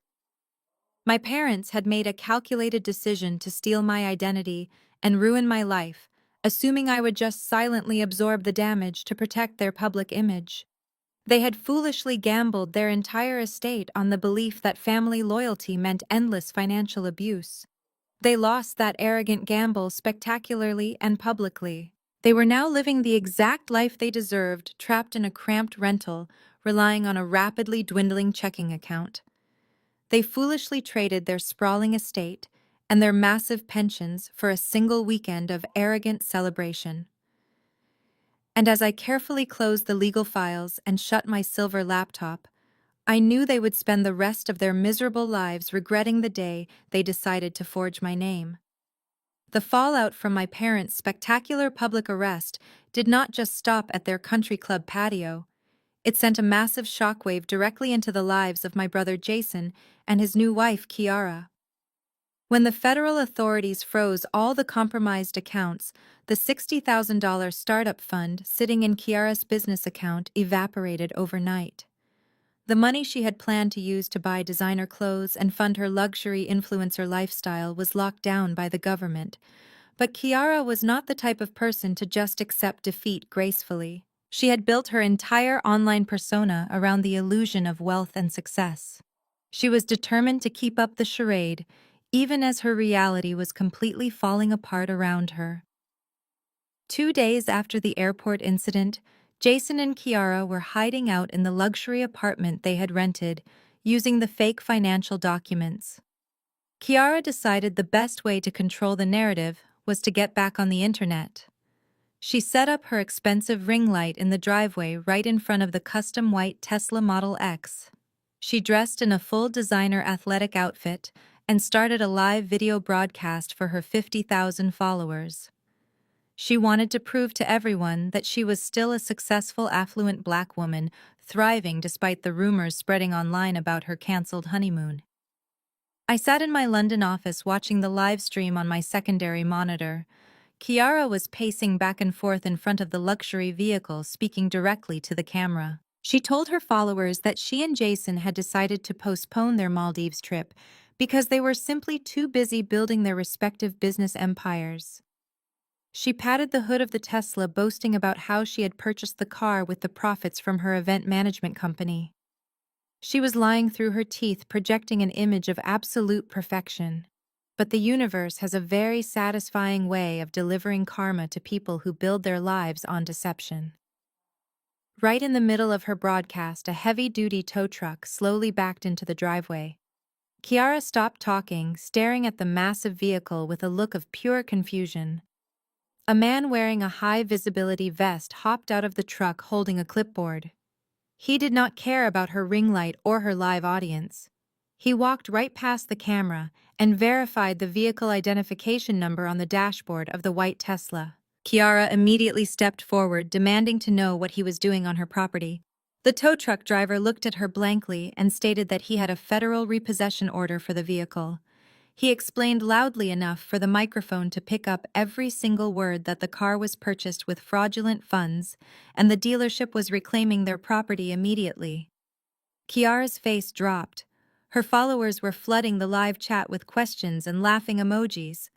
She scrambled to cover the camera lens, begging the driver to wait so her husband could come outside and handle the situation. But the driver just ignored her. He attached the heavy metal hooks to the undercarriage of the luxury electric vehicle. Jason ran out of the apartment front door looking completely disheveled. He tried to argue with the driver, but he had absolutely no leverage. He was completely broke. His parents were facing 10 years in federal prison, and all of his financial safety nets were gone. Kiara stood in the driveway watching in absolute horror as the tow truck hoisted her dream car into the air and drove away down the street. The entire humiliating ordeal was broadcast live to thousands of people. Her luxury influencer facade was instantly and permanently destroyed. She slowly lowered her phone, ending the live stream. The silence in the driveway was deafening. She turned to look at Jason. The man she had married just days ago was no longer a wealthy golden child with a massive trust fund. He was an unemployed broke participant in a federal wire fraud conspiracy. The realization hit her like a physical blow. There would be no luxury vacations, there would be no designer handbags, there would only be massive legal fees and endless public humiliation. Kiara did not hesitate.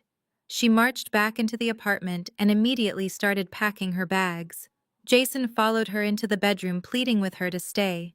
He promised he would find a way to get the money back. He begged her to stand by his side while his family fought the federal indictments. But Kiara just laughed bitterly, tossing her expensive clothes into a suitcase. She looked him dead in the eye and told him he was a pathetic excuse for a man who was utterly useless without his mother's stolen credit cards. She screamed that they had ruined her reputation and destroyed her brand by being too stupid to commit fraud correctly. She reminded him that she married him because he promised her a life of absolute luxury. She yelled that she refused to spend the best years of her youth visiting her new in-laws behind the thick glass of a federal penitentiary visitation room. Every cruel insult she hurled at him stripped away another layer of his manufactured ego.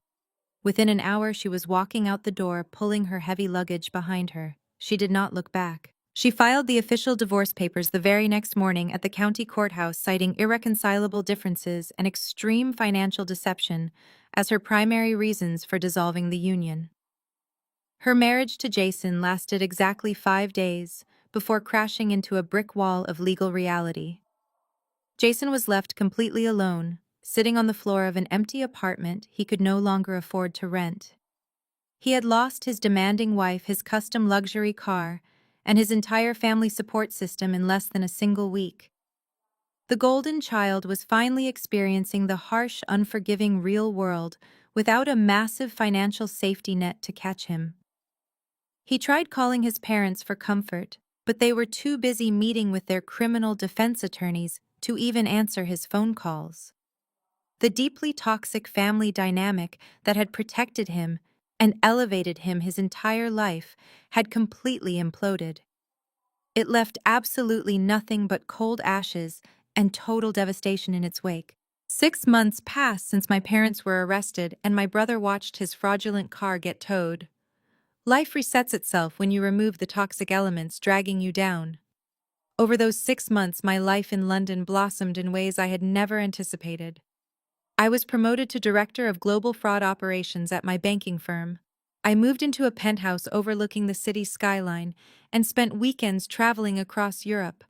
I built a beautiful, peaceful life entirely on my own terms. Back in the local county, the legal system was processing the mess my family created. My corporate attorney provided updates. Thomas and Susan had officially pled guilty to federal wire fraud and identity theft to avoid trial. They were stripped of every asset they owned. They were living in a tiny rented apartment, relying on a minimal state allowance while they awaited their final sentencing.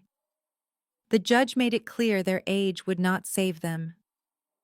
As for Jason, his world had entirely collapsed. After Kiara divorced him and vanished to salvage her online reputation, he was left with absolutely nothing. He had no job history and no parents to bail him out. He was completely untethered from reality. I had completely blocked every possible avenue of communication they could use to reach me. I completely changed my personal email address and instructed my attorney to intercept any physical mail. I wanted absolutely nothing to do with their downfall.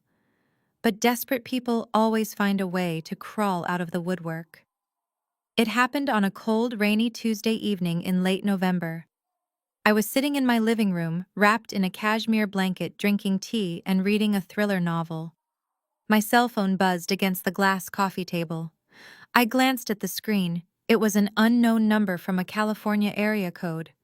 I knew instantly it was him. Nobody else from California would be calling my personal line at 8 in the evening. I did not answer. I watched the screen light up until the call rolled over to voicemail. Seconds later, the notification icon popped up, indicating a message had been left. I placed my book down.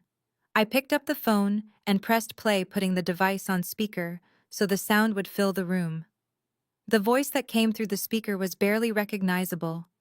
It was not the arrogant, demanding tone of the golden child who had ordered me to hand over my credit card in a luxury hotel lobby just 6 months ago. It was a weak, trembling whimper. "Vanessa, please do not delete this," Jason begged, his voice cracking with desperation. "It is Jason. I borrowed a burner phone from a guy at the gas station so I could call you. Please listen to me for 1 minute." I listened, staring blankly at the dark window pane. "I do not have anywhere else to go, Vanessa," he sobbed, the sound of passing cars echoing loudly in the background. "I am living in a weekly motel off the highway and my rent is due tomorrow. I do not have a single dollar." Kiara took whatever cash we had left when she walked out. "Mom and Dad are not speaking to me because they blame me for the arrests. I have not eaten a real meal in 2 days. I am hungry, Vanessa. I am tired and scared. I just need $100, that is all I am asking for. Just $100 so I can buy some groceries and pay the motel manager for a few more days. I know you hate me. I know I messed up. But we are blood. You are my big sister. You cannot let me starve out here on the street. Please, Vanessa, just wire $100 to this phone number. I swear I will pay you back. Please." He kept rambling, crying into the phone, deploying the same toxic guilt trips our parents had utilized for decades. "We are blood. You are my sister." He honestly believed invoking those biological titles would magically erase the fact that he participated in a conspiracy to destroy my life. He thought a pathetic apology would make me forget how he laughed when his wife demanded I be thrown out of a wedding I was unknowingly funding. He wanted $100. It was a trivial amount of money for me. I could have transferred it with a single tap of my finger without noticing the deduction. A weaker version of myself might have felt a surge of misplaced pity. The old Vanessa, the designated family scapegoat, who always tried to buy her way into their affections, might have sent the money just to ease her conscience. But that version of me died the moment I walked away from the massive rental estate. I did not listen to the end of his pathetic monologue. Right as he started sobbing about how much he missed our childhood, I reached out and pressed the red trash icon on the screen. The audio playback stopped instantly, cutting his desperate pleas dead in their tracks. The room returned to its peaceful, quiet state, accompanied only by the soft patter of rain against the window pane. I tapped the screen 2 more times, permanently blocking the burner phone number he had used. I felt absolutely zero guilt. I felt no lingering sadness or regret. I felt nothing but a profound sense of absolute finality. Jason was finally experiencing the consequences of his own arrogant actions. He was a grown man who had chosen to build his life on a foundation of lies. The universe was simply collecting the debt he owed. I picked up my cup of hot black tea, taking a slow, warm sip. I picked my novel back up and found my page. I did not send him $100. I did not send him a single cent. I never heard from my brother again. The rain was tapping against the glass windows of my London penthouse. I stood holding a warm cup of tea, looking out over the glittering city skyline. It was a stark contrast to the blinding artificial sunshine of Beverly Hills, and an even starker contrast to the toxic, heavy atmosphere of the family I had permanently left behind.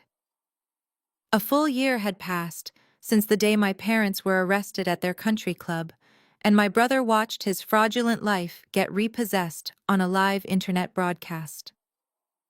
12 months of absolute unbroken silence. In the beginning, a tiny part of my brain, the part conditioned from childhood to be the obedient scapegoat, expected to feel some lingering sense of guilt. Society constantly feeds us this narrative that family is absolutely everything. We are told from a young age that blood is thicker than water, and that we must unconditionally forgive the people who share our DNA, no matter how they treat us. But standing here today, in the peaceful sanctuary I built with my own two hands, I can honestly say, I do not feel a single drop of guilt. I only feel an overwhelming sense of absolute freedom. When you grow up in a deeply dysfunctional dynamic, you are trained to view your boundaries as acts of betrayal. Every time I asserted my independence or protected my peace, my mother and father accused me of being selfish.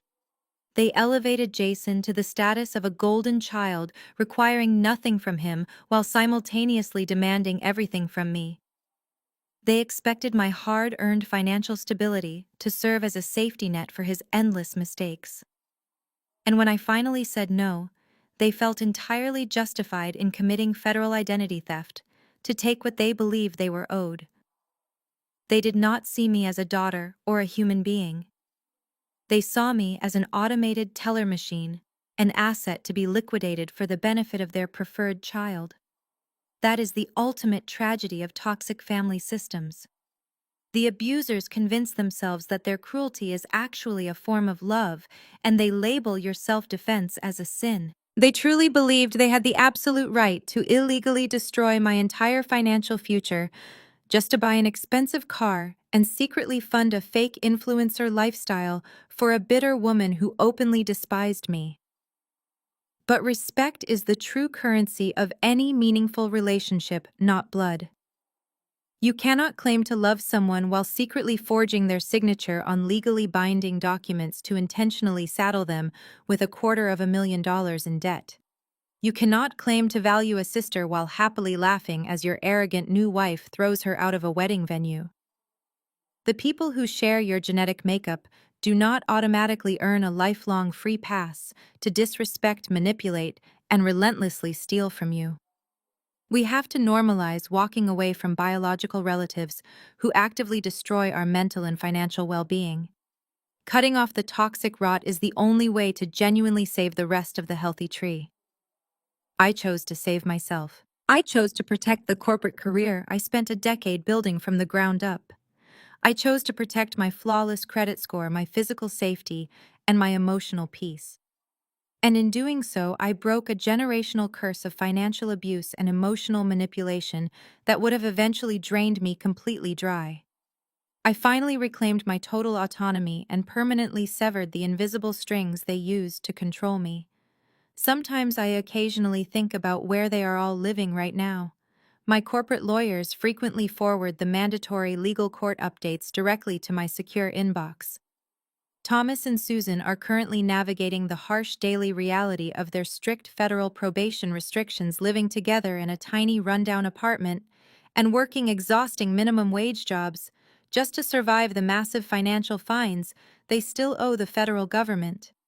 Their former wealthy country club friends completely pretend they do not even exist anymore. Jason is aimlessly bouncing between incredibly cheap roadside motels entirely disconnected from the luxury reality he genuinely thought he was naturally entitled to inherit. Kiara is desperately trying to rebrand her ruined social media presence under a completely different name, pretending the spectacular public repossession of her fake life never actually happened. They are all hopelessly trapped in the miserable, unavoidable consequences of their own boundless arrogance.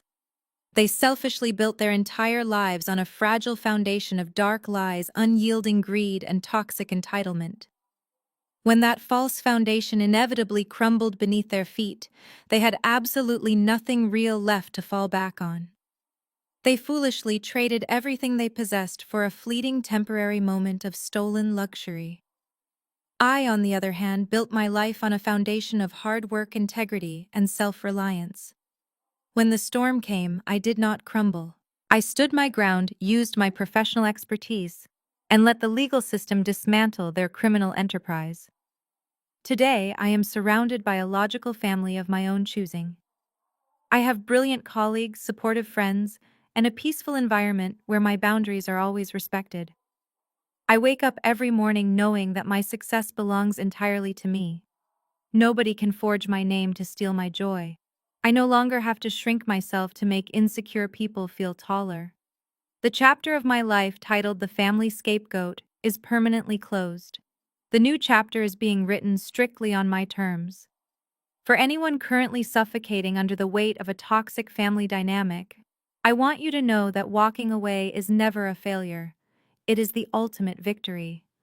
You do not owe your abusers your future just because you share a past. You are allowed to protect your peace. You are allowed to let them face the consequences of their own actions. And most importantly, you are allowed to finally be incredibly happy without them. If you are listening to this right now, and my story resonated with you, I want to speak directly to your heart. So many of us are raised in environments where our value is constantly measured by what we can provide for others. We are conditioned to believe that our success is not truly ours to enjoy, but rather a communal resource for relatives who refuse to take responsibility for their own lives. We become the designated fixers, the ultimate safety nets, and the human bank accounts for people who would never lift a single finger to help us if the roles were reversed. I know exactly how exhausting it is to carry that heavy burden. I know how much it hurts to realize that the people who are supposed to love you unconditionally only love what you can buy for them.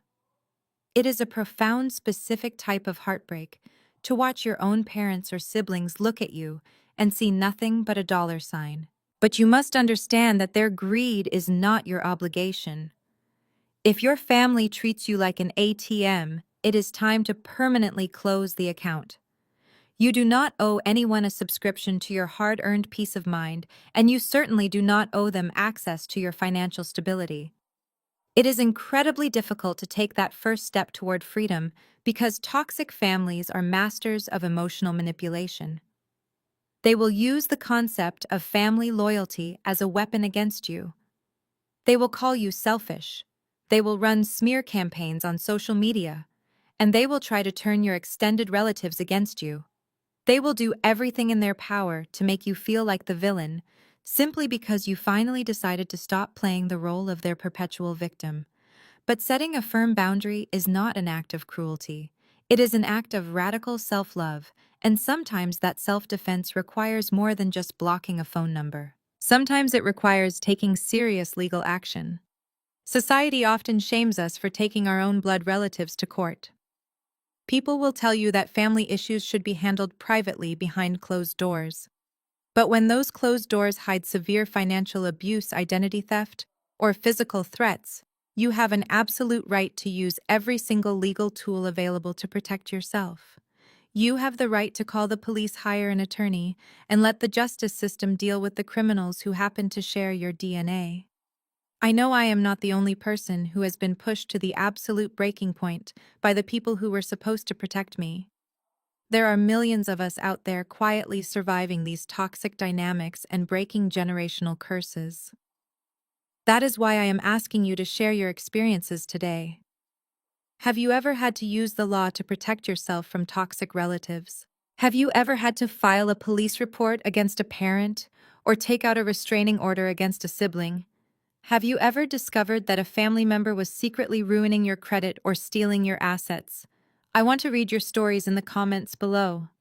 Drop your experiences down there and let us build a community of survivors who understand exactly what this unique pain feels like.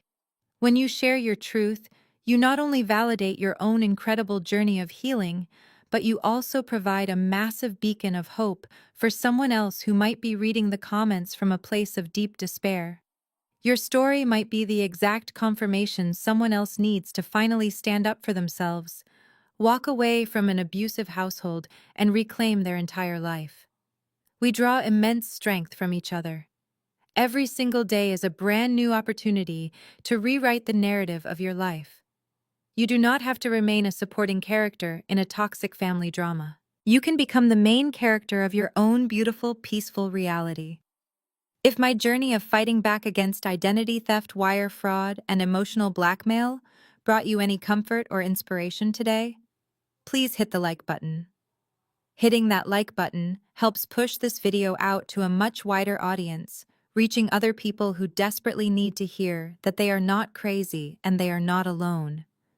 And if you want to hear more stories about setting unbreakable boundaries, overcoming narcissistic abuse, and taking back control of your destiny, please hit subscribe and join our growing community. I will be sharing many more experiences, focusing on the triumphant moments of walking away and thriving after enduring the absolute worst from toxic relatives. Share this video with a friend or a coworker who might be struggling with a demanding family member right now. Sometimes hearing another person speak the exact truth you have been too afraid to say out loud is the ultimate catalyst for profound personal change. Thank you so much for spending your time with me today and for listening to the darkest chapter of my life. Your financial independence is a truly powerful protective tool. Do not let anyone make you feel guilty for protecting the wealth you worked so hard to build. You are the sole author of your bright future, and you hold the pen firmly in your hand. Keep proudly writing a beautiful story that brings you absolute joy and genuine fulfillment. Always remember that your worth is completely inherent. It is not determined by how much money you can hand out, how many favors you can do, or how much disrespect you can silently absorb.